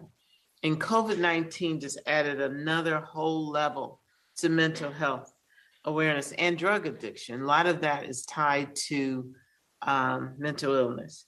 So my question is, can you highlight the impact of last year's investment on mental health research, and how does this year increase build on the NIH work from last year? So the work that has been recently supported is really to strengthen mental health response during the time of the pandemic. It really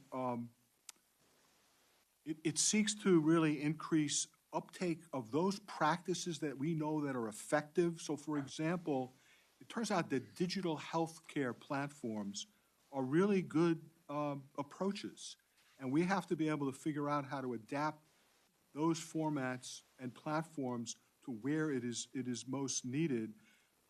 If I may, NIMH and NICHD issued a joint notice of interest that Dr. Bianchi may wish to speak to. And Dr. Bianchi, before you speak, I just want you to know that the mental health piece and the virtual part of that was tremendous, and I hope we continue.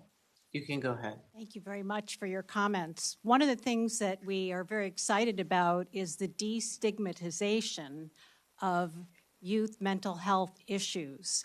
And we are co-funding, along with a number of other institutes, but NIMH is the lead on this. We are funding a high school essay challenge to bring high school students in to write about their experiences, and again, with the goal of destigmatizing some of these issues. We need to bring this out in the open. There's no question that children and adolescents have been significantly affected by all kinds of issues related to the pandemic. And also, we must look at the workforce in mental health. We know, I hear all the time that schools and other places say we don't have enough social worker or mental health professionals to address the growing demand in this crisis of mental health. Thank you. My time has expired. Thank you. We're going to move to a second round, and we'll try to get in as many questions as we can, and I'm going to allot 5 minutes per member for the second round of questioning. So with that, let me, and I'm going to try to get in 2 or 3 questions if I can. Dr. Fauci, first of all, my congratulations on being named Chief Medical Advisor to the President. I also want to ask about universal flu vaccine. Can you provide us with an update on the development of the universal flu vaccine? You're looking at $15 million in an increase. Right. What will we accomplish with those funds in with what we have there, with what's in for 2022, and the additional funds requested in 2023. Yeah, well, thank you very much for that question, Madam Chair. Yes, the money that was given to us in the last appropriation has been very helpful, and I'll summarize briefly what has happened since we spoke last, and the additional plus up in the current 2023 budget will be very helpful. So what we have been doing over the last couple of years now has bringing a number of new concepts into the universal flu vaccine. As I mentioned to you, I think when I briefed you in a previous time, one of the approaches is to use new platforms, one of which is referred to as nanoparticle, which is a component of a vaccine that allows you to tack on to these microparticles any of a number of immunogens, as we call them. One of them is one that is very common to virtually all of the flu within a particular group of influenzas. And in preliminary studies look really very good, both in the animal model and in phase 1 studies, in which you're inducing a response that goes well beyond just the particular flu that you're vaccinating against. In addition, a number of studies, both intramurally at the NIH campus in Bethesda, as well as in our grantees, have now put into both preclinical and phase 1 study a number of candidates using these various platforms.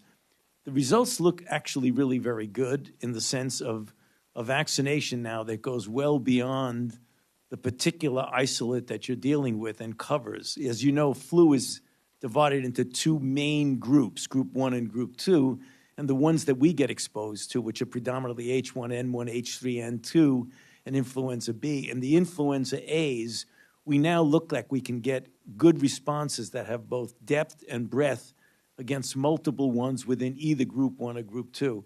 So each months and years that go by, we're getting closer and closer to what I think will be a much more effective and universal vaccine. But thank you for the support. It meant everything to get us there. Right, and thank you. And, we'll look to the $15 million to see if we can continue that. Dr. Bianchi, if I can, the $30 million increase to ramp up the Improve initiative. And in Dr. Tabak's testimony, he talked about establishing a maternal health research center of excellence. Can you tell us a little bit about your research to reduce rates of maternal mortality and morbidity? Are you seeing progress? How are the Centers for Excellence going to help achieve the long-term success? If you can tack on to that the $8 million that we're looking that we did in 2022 for women's health research and research for the Office of Research, and where that's going. Thank you for your question, and importantly, thank you for the support for the Improve initiative, which is an NIH-wide initiative, and it's addressing many of the themes that we've heard about today in this session, particularly social determinants of health. The goals of the Improve initiative are to prevent maternal mortality, which shows major health disparities, also to decrease severe maternal morbidity, and importantly, to promote health equity. Because of the timing of the budget this year, what we've decided to do this year is to have 3 very strong pillars that will roll into the Centers of Excellence. The Centers of Excellence funding opportunity announcement will come out this summer. In the meantime, we have a major goal of increasing community partnerships. And in particular, we want to bring in communities that have knowledge of the local culture and have a trusted relationship. Trust has come up today as well. And so we need people who have a trusted relationship in the community to begin to implement changes that will result in improved maternal care. The other thing that we're doing is we are developing technologies that will particularly improve care for women who are in underserved areas, the so-called maternity deserts, as well as women in rural environments who don't have access to obstetric care. So we're looking at wearables, we are looking at apps on your cell phone as ways that we can monitor women who are in trouble and who need to get appropriate care. As far as the Office of Women's Research on Women's Health, I think Dr. Tabak will answer that. So the additional resources to ORWH, which we are very thankful for, they will invest that in their so-called Birch program, which I think you're familiar with. This is an interdisciplinary program which provides mentorship to the participants. It connects the junior faculty, they're known as Birch Scholars, to senior faculty who have a shared interest in women's health. And this is really a program that is key to supporting multiple goals of the NIH-wide strategic plan for women's health research.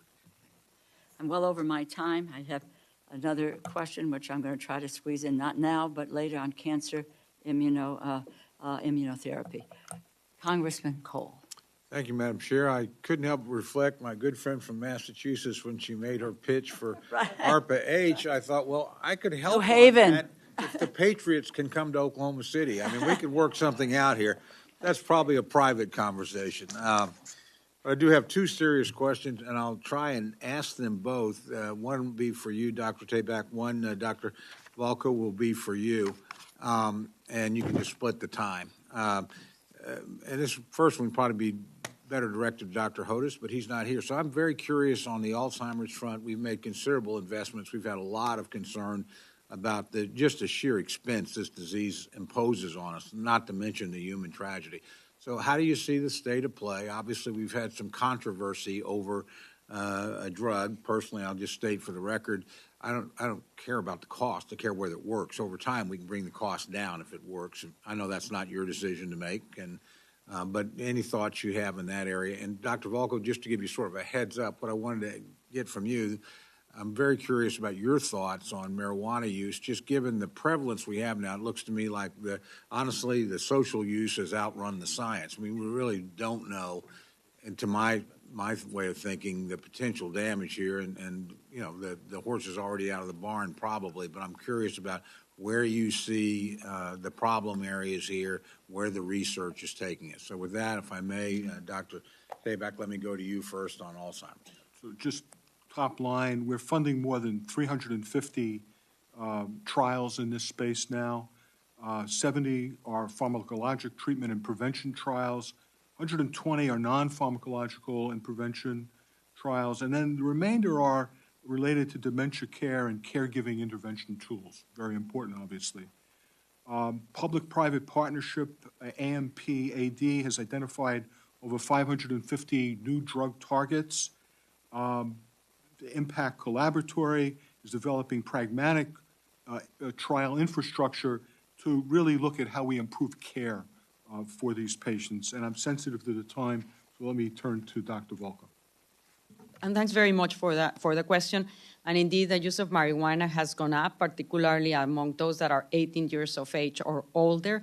And during the COVID pandemic, we have seen, again, this has increased.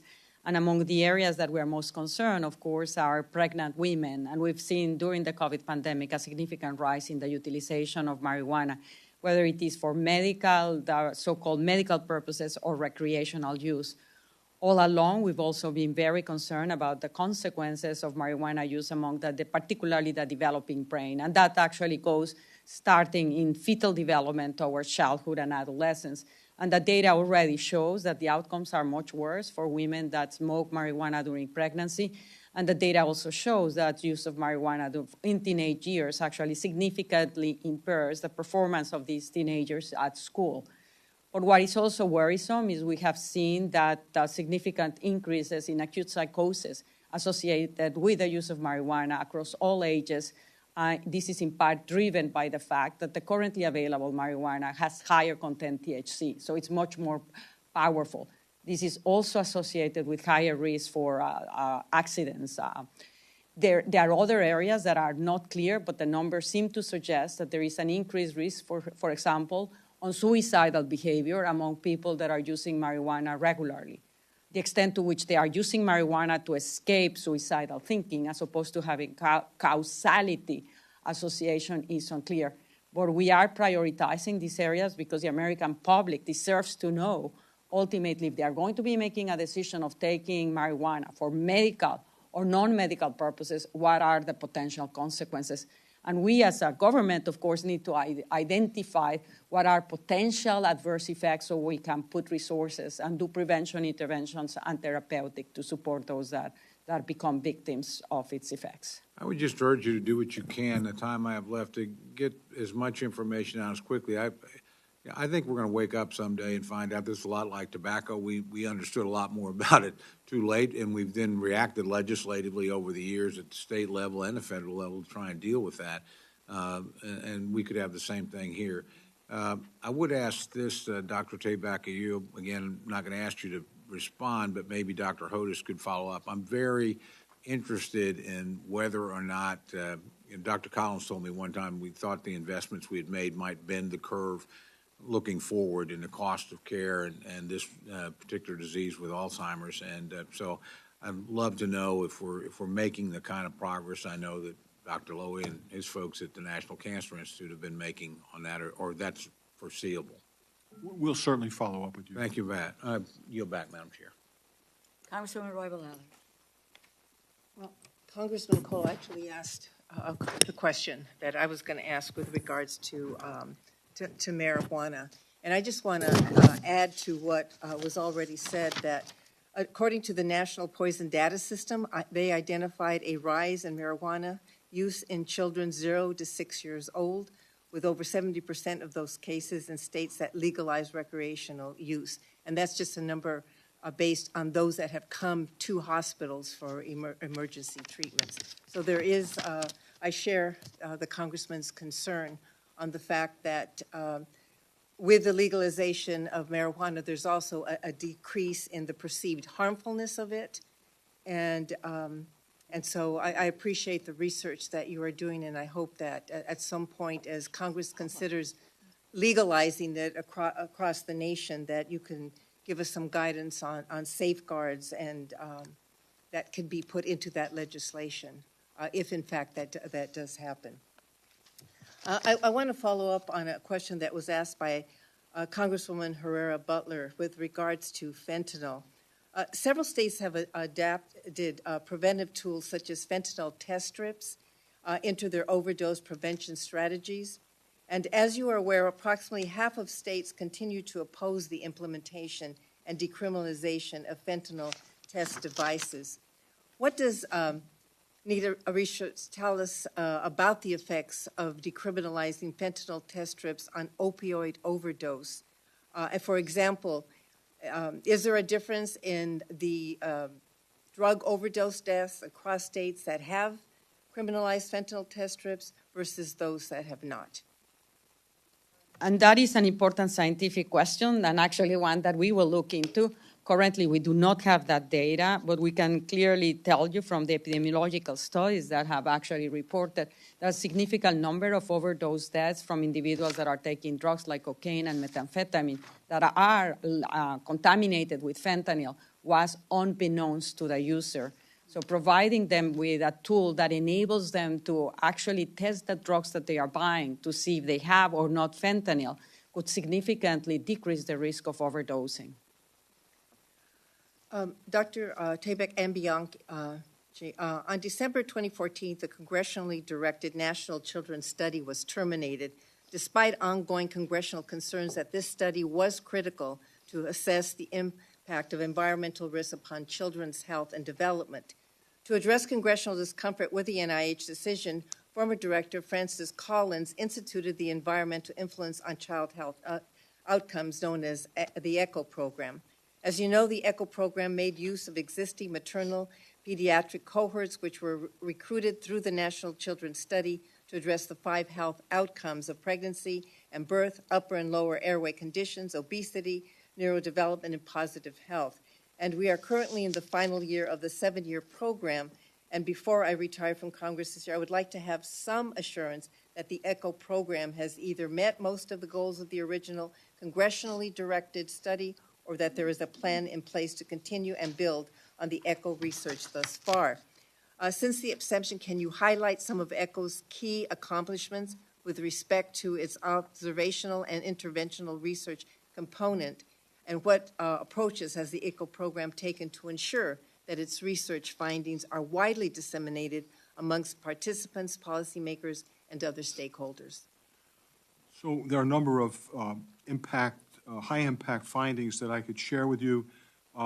ECHO is the first to show disparities in asthma incident rates across the United States by racial and ethnic populations in early childhood. Obviously, this might lead to solutions to address the health disparities. We spoke earlier about particulate matter in the air. ECHO has found that ultrafine particles late in pregnancy are associated with the development of asthma in the first years of life. And this obviously has the potential to inform regulation of these ultrafine particles, which are not currently regulated by the EPA. Finally, there's an obesity study of over 37,000 babies and young children from the 70 ECHO cohorts. The obesity rates were higher among the older than younger children. The rates are higher in non-white races and ethnicities. Going forward, they are expanding to include 20,000 additional women recruited during their pregnancy, and they've included a preconception pilot of 10,000 couples, which they estimate would result in about 3,000 births. So that ultimately will allow you to understand questions about health disparities and health equity, social determinants of health, as well as natural experiments or health crises as you follow these individuals longitudinally. My time is just about but I just want to know: is there any plan to extend the ECHO program beyond the 2023? We certainly will be asking for additional support. Yes. Okay, thank you, Congressman Harris. Thank you very much. Glad we had a lightning round here. Dr. Lowy, listen, I want to thank the NCI for actually issuing a notice of special interest to promote research and understanding the mechanisms by which cannabis and cannabinoids can affect cancer biology, cancer interception, cancer treatment and resistance, management of cancer symptoms, et cetera. Dr. Volkow, is this ready, shoot, aim? I mean, we're basically approving a medicine because, as you said, so-called medical marijuana around the country without having done these studies yet. We don't know what the effect on tumors are of widespread marijuana use. This is a rhetorical question. It's kind of a bad idea, isn't it? Shouldn't we know the questions to whether testicular cancer, for instance, is the incidence is increased by marijuana before we actually legalize it everywhere? A rhetorical question. You don't. Yeah, this is why we do research. That's right. Thank you very much.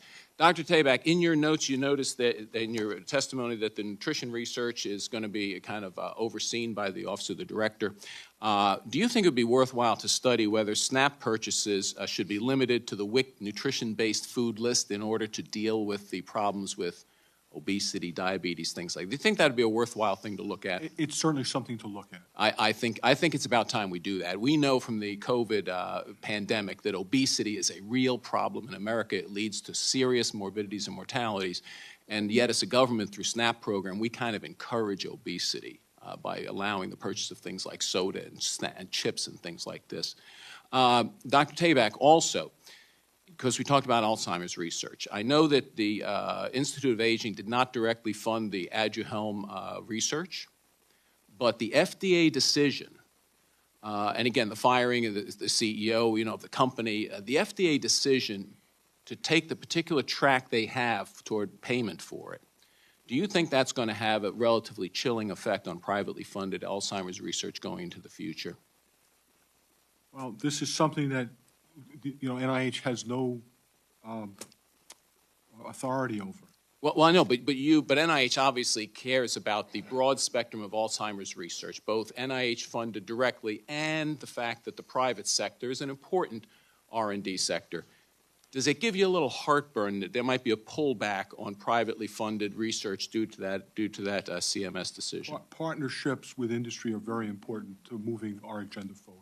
Yeah, that's what I imagine. And just one brief last question, Dr. Fauci.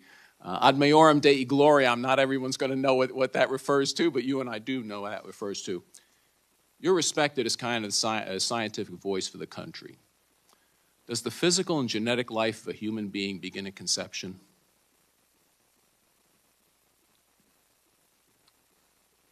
Does the physical and genetic life of a human being, not a human person, a human being, begin at conception? I don't know if I will. You can do it as a QFR if you want. You can respond to that, but I will ask that question as a follow-up. I yield back, Madam Chair. Mr. Pocan. Thank you, Madam Chair, and thanks for the second round. I also want to thank Dr. Volkow for the work at NIDA that you've been doing around research around kratom. I think, the vast majority of states, it's legal. My state, it's not in Wisconsin, and I've worked with Republicans and Democrats to try to change that. But I think even the way you describe it on your website, you've always been an advocate for additional research. We know that it's helped many people to get off of opioids. Unfortunately, we're in the tens of millions of people there, but there are thousands and thousands of people who this has worked for quite well. And I just wanted to say thank you. You don't even have to answer a question on it. I just wanted to make sure I acknowledge the work that you're doing. I do want to ask Dr. Tabak a question. So you're a dentist in addition to being a scientist. And I know that healthcare providers often take the Hippocratic Oath or a similar commitment to medical ethics. Do pharmaceutical companies have a similar obligation to prioritize the well-being of the patients they serve, even if it means putting the greater good ahead of their own profits? I'm not aware of what their standards are. Would you think that would be a good standard? Of course. Of course. Could you say that again? Yes, of course. Thank you. Okay, I just want to make sure I had that. And the reason I asked that, and I think I got a little ahead of myself, and Dr. Fauci, I had to answer the other question on all the money that NIH is providing to the promising next generation pan-coronavirus vaccines, is really a question currently with a drug, and I'm probably going to kill the name because they do that to us, Xtandi, if I'm saying it correct. So, right now, this is a prostate cancer medicine marketed in the U.S. by a subsidiary of a Japanese pharmaceutical company, Astellas. They charge U.S. taxpayers and consumers 2 to 4 times the price of that than other countries, despite U.S. taxpayers having funded the invention of this through NIH. Now, this question is simple, real first one. Has it changed in the last decade? No drug approved by the FDA has not had NIH investment. Is there a drug yet that's approved by the FDA in the recent memory that's not had NIH investment? Not to my knowledge. So specifically to this drug, where honestly price gouging, we're getting ripped off right and left, in my opinion, by pharmaceutical companies in so many cases. This drug in particular, under the Bayh-Dole Act, when the U.S. government and taxpayers funded invention, we have rights to that invention, including the right to market and license competition when U.S. taxpayers are price gouged. You've gotten a letter from a number of elected officials on this drug, but this is just one of many that I think we could point out and have a long conversation on. Will you step in as NIH and be responsible stewards of the medical and pharmaceutical inventions it uses tax dollars to help develop, ensuring that taxpayers aren't being forced to pay twice, once on the front end through NIH and then once again through these higher prices more than other people in the world?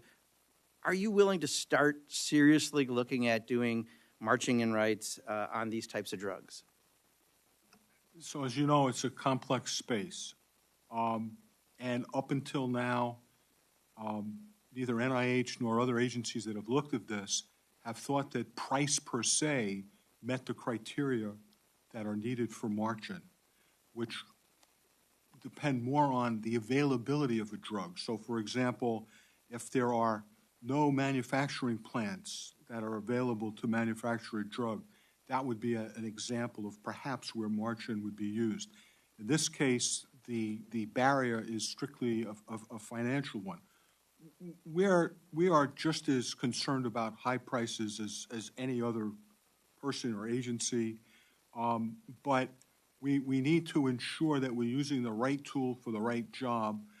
The request that you refer to is under consideration, and we are looking at it both specifically and in the context of the broader plan that the department has for lowering drug prices. Yeah, I just hope we consider this. I sat down with someone recently who every year I meet with on his particular ailment, and his health is going down and down. And recently there was a drug that he told me he was considering passing up that was $50,000 he had to do twice a year for his health. And I've watched his condition, and I just think it's time. This is something that, again, I think back in the future, we'll look back why we didn't address this, and I think we've had the tools to.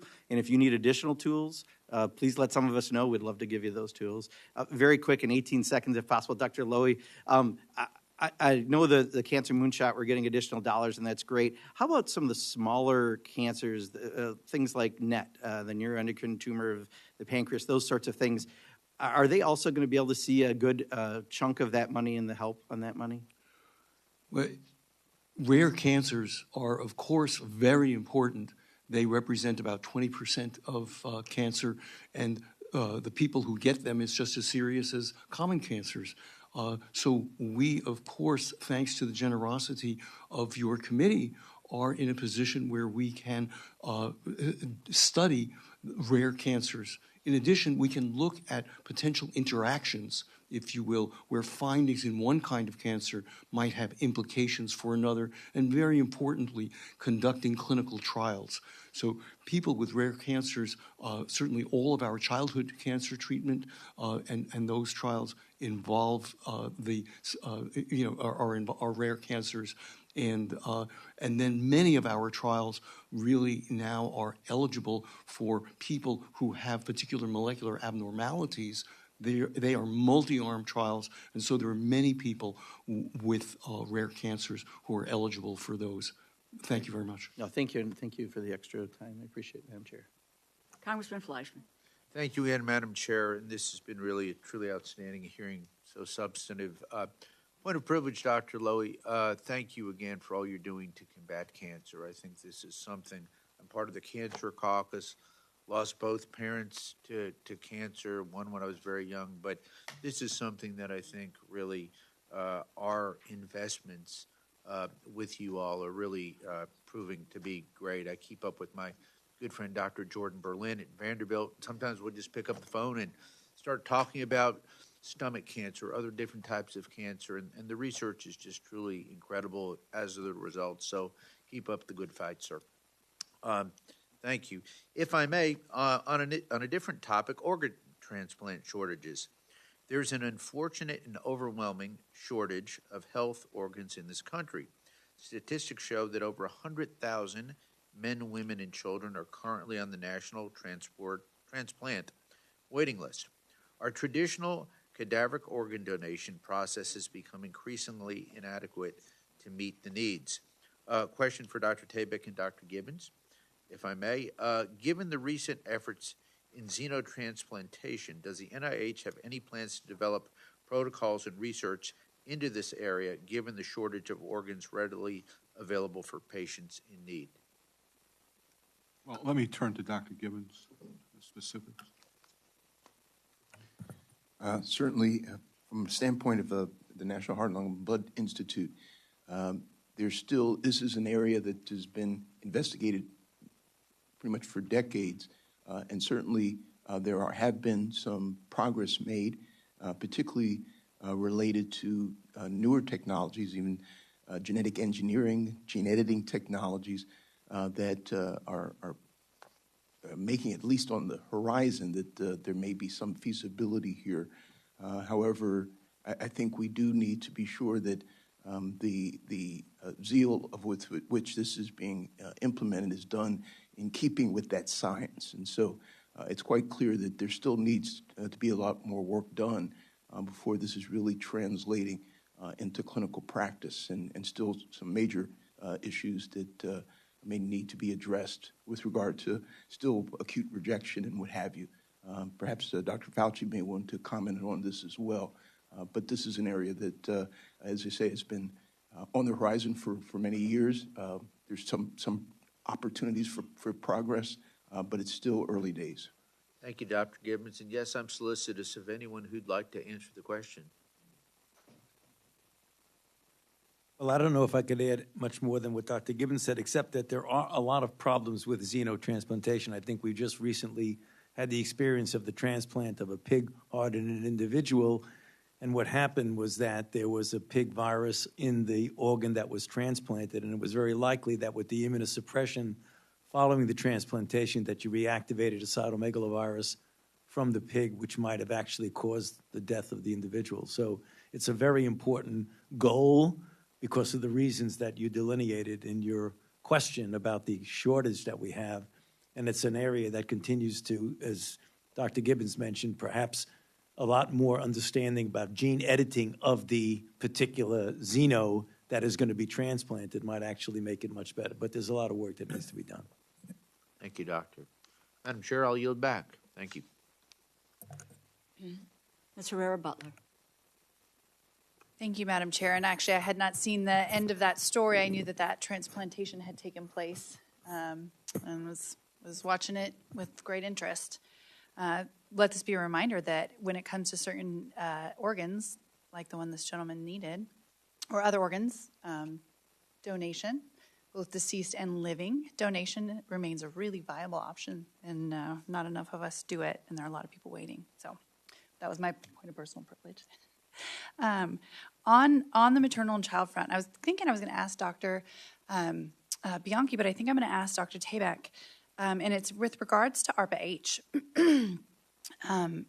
I wanted to know if ARPA-H will be providing funding for pediatric research, and just kind of ask for that commitment that it not be left behind. Well, obviously, we don't know what ARPA-H will be funding yet. That will really be driven by the inaugural director and the program managers that he or she hires.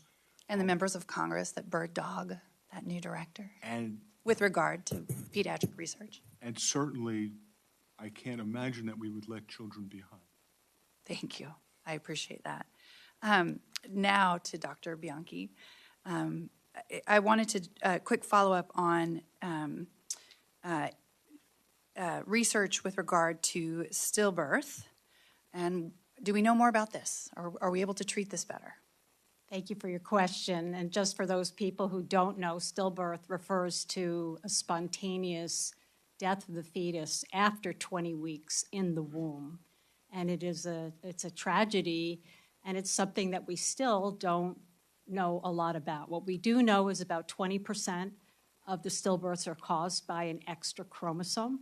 Presumably, there are some additional genetic causes that involve only one gene or a cluster of genes.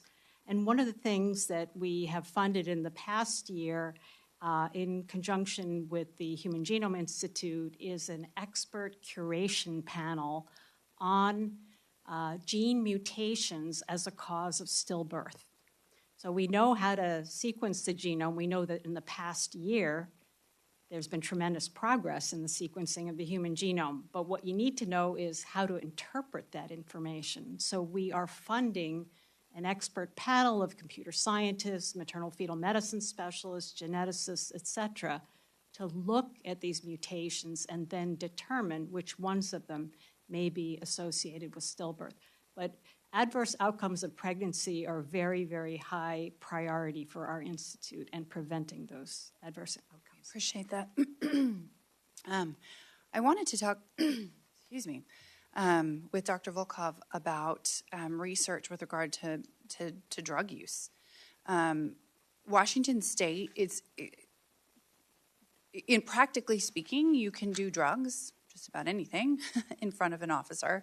You still can't technically sell drugs over a certain amount, but it's pretty, they call it the Wild West for a reason.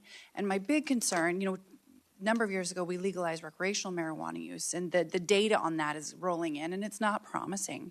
But when you add to it any type of substance, I'm curious whether or not you all are following the different states with regard to these I don't know, lax regulations. I don't even know how to talk about it. But essentially, some states allow you to do this. Are you following the population trends in these states? Yes, absolutely. I think it is a unique opportunity that we have to understand how the different policies implemented by the states affect the outcomes in children, adolescents, and adults. And in this case, we know, for example, that the policy implementation as it relates to cannabis has significantly impacted the adverse effects of cannabis utilization. So we expect that, unfortunately, similar trends may start to emerge as other drugs by other states are legalized. Well, and I think one of the things we were talking about fentanyl and overdose deaths and those increasing. This isn't a one. There's multi-legs to this stool in terms of the problem. There's certainly, homelessness and a challenge in that front. Affording a home in my area But that's different from, drug legalization and how we approach people who have substance use disorder.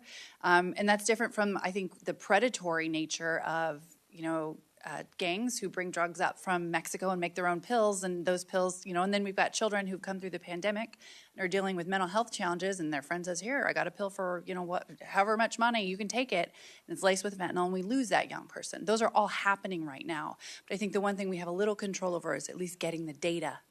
And I'm very, very hopeful that your look at this is going to provide information for lawmakers as we move forward. We need to do it because we need to identify what areas are challenging and how to intervene about it. And this is the way that we're right now, for example, monitoring the increased overdose deaths that we're seeing in teenagers.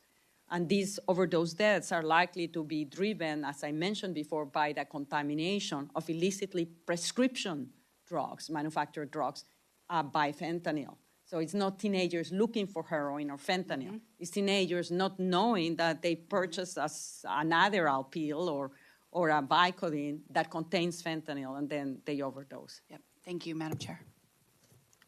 Congressman Molinar. Thank you, Madam Chair. Dr. Fauci, I wanted to ask your insights on when we will no longer call the current COVID public health emergency a pandemic. Are there criteria? Are there benchmarks? What kind of a process will we go through to make that determination? No, there is really no firm, widely acceptable definition. When one talks about pandemic, you talk about a highly transmissible infection that is essentially widely distributed throughout the globe.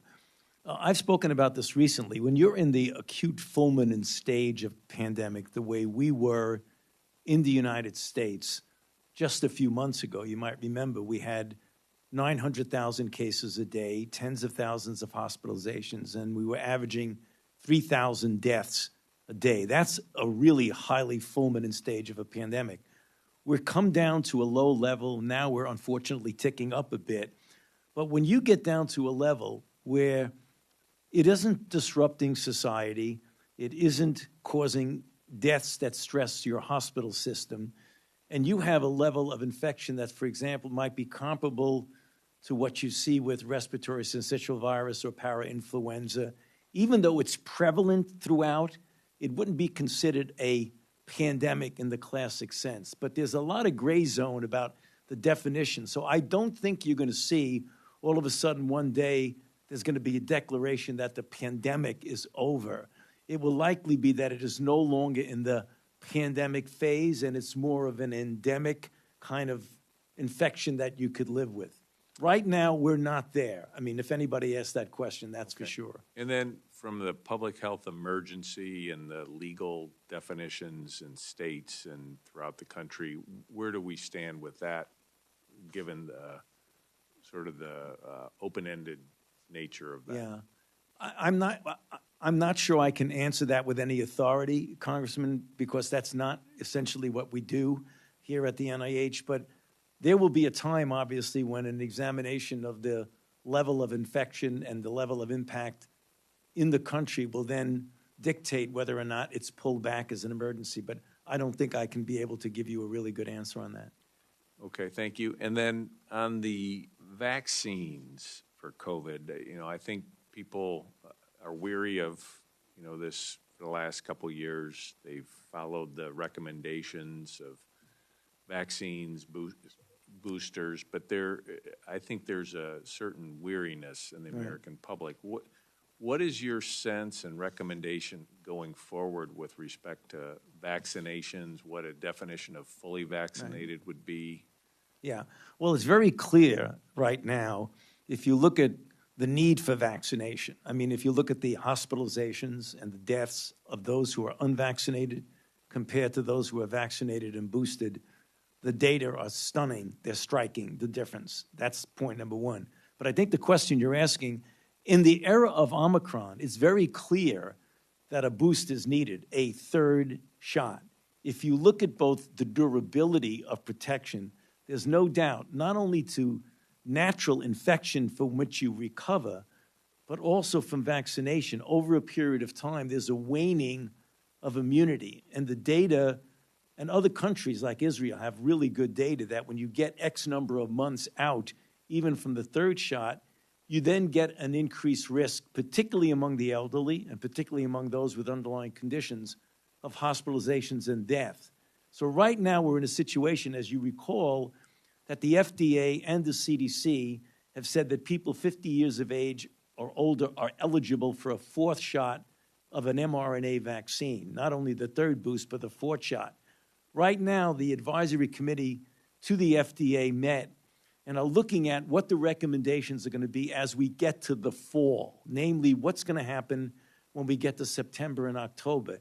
It is very likely that all of us who've been vaccinated will have a diminution of the level of protection after a certain number of months, and it is likely that they will be recommended for everyone to get a boost then, and then it will be determined, does that got to be every year the way we do with flu? And we don't know that right now because of the fact that we're having different variants. But right now we're in an Omicron era, and the vaccines that we all got work pretty well so long as you do get a boost. I think sometime in the middle of the summer, we're going to know what the cadence is going to be about how often we're going to have to vaccinate people. Okay, thank you. Madam Chair, I yield back.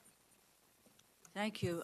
With that, let me turn to my ranking member and my colleague here for any closing remarks.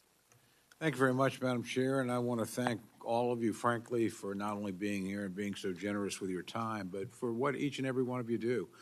I'm a huge believer in what's been done at the NIH, and as I said in my opening remarks, it's one of the things that the chair and I share in common, and it's been one of the things, honestly, that's made it easier for us to get to contentious issues. When we disagree about something, we said, well, let's just spend the extra money to the NIH. I mean, we agree on that. So you've been the beneficiaries of stalemates in other areas, perhaps, but the work that goes on is really extraordinarily important. And the one pledge I'll make to each of you and to my good friend, the chair, is we're going to try to continue to do what we've been doing since 2015, and that is make sure that you have resources above the rate of inflation to continue to expand your mission. I do, as I said, Madam Chair, share your concerns, have concerns of my own about the ambitious funding of ARPA-H in the President's budget, and simply because I think that may come, but I think it's a little bit soon, in my opinion, for us to do that now until we have a better sense of the structure and honestly resolve some questions that some of our colleagues on other committees have or differences. And again, this is not a partisan issue. I find a wide spectrum of opinions in each party as to how to structure this, where it should go, what the appropriate level of funding is. So at least for me personally, we're just not prepared to make that big an investment, and particularly if it comes at the cost of being able to continue the regular and steady increases that we've had for 7 or 8 years at NIH. I think that's been a good course for the country. I think it's paid off. I think you've used the resources well, and I'm grateful for that. I'm also particularly grateful for the role that the NIH and I think some of the things this subcommittee did pre-pandemic, how it positioned all of you and to help the country during a COVID crisis. I still always point out to my constituents at home what an enormous difference it made to have 3 vaccines in 10 months and what an extraordinary accomplishment that was, and it was a public-private partnership. But if the resources aren't there early, and often you don't have the resources, you don't have the labs, you don't have the researchers, you have to, to my friend Mr. Pocan's point, you have to think about this as part of national defense, a point that I've made plenty of time. We've lost 1 million Americans in a year or 18 months or so. That's an extraordinary thing. But it would have been a lot more had the investments not been made early and we not had the exceptional capabilities that we have at NIH and through our biomedical research community, and had we not mobilized and dealt with this. And this won't be the last one we see. We know the biosphere will continue to throw things at us, and we have to have this capability at all times. So I want to particularly end by thanking my good friend, the chair. She's been a wonderful advocate for the NIH long before I was in Congress, and on this committee has played an important role from when she first arrived at the furthest distant chair to now her pinnacle, not only as the chair of this very important subcommittee, but more importantly, as the chair of the entire committee. And that has been an advantage, I think, for folks engaged in biomedical research, because she's been a tireless advocate, and she's in a position not only within this committee, but the entire committee to do that. And I'd also be remiss not to tip my hat to our friends on the other side of the rotunda, Senator Murray and Senator Blunt, who also have been extraordinary advocates. I think we've had an unusual collection of, four folks that all wanted to move in the same direction. And again, hasn't mattered very much who was the president or which party happened to be in power at a given time. And I think that's a tribute to all of you and the work that you do, that you can unite us in that way. And that really does need to continue going forward, because I think this is an indispensable, national priority that I think we just got a serious lesson how important these investments are and need to continue to be. Last point, again, you can't just do it at the chair and the ranking member level. You got to have a lot of members that are interested in doing this too, and we do on both sides of the aisle. So we're going to try to continue down that course, continue to make the resources available to you, do what we're required to do in terms of asking tough questions or holding you accountable. But again, I think, there's lots of critics, but I'll just go back and look at what was done over the last 2 years and the speed with which it happened and the lives that were saved, I think, is a consequence of what you did, not to mention all the other things that happen to be going on out there simultaneously. It's not like you stop everything in cancer research or Alzheimer's or whatever. Those are important missions, and they go on as well. But to mobilize the way you did, again, in cooperation with the broader biomedical research community, public and private alike, is something that I hope you regard as with a great deal of personal pride, because, again, you all deserve it, and you all are dealing with the ramifications of this awful pandemic and everything from mental health to depression to drug addiction. It's, the consequences of this thing, which our chair has looked at through a series of really good hearings, have put a lot of stress and strain on what we need to do. So, Madam Chair, thank you for your leadership in this, and I look forward to continue to working with you. Yield back. Thank you so much, and thanks to the ranking member. I think we are both so really proud of the support that we've been able to really, to reach out and get. And as the ranking member said, there are, just not on this committee and just not on the House side, on the Senate side, there really is, such an interest in our looking at the discovery to cure, and which is what you are engaged in on a daily basis, and what we've been able to provide for NIH research. The $15 billion, almost 50%, over the past 7 years. We're really very proud of that. And it's also why we speak about critical to strike a balance, and to continue to support, important research really in all areas. And the concept of ARPA-H is very, very exciting. It needs to get lifted off the ground. We've started in that direction, but we need to get a sense and, again, create that balance and not leave behind areas of research that we need to try to be pursuing. I'm very serious about wanting to review funding across the institutes and the centers, what that's been over time, because I want to see that we are creating opportunities across the 27,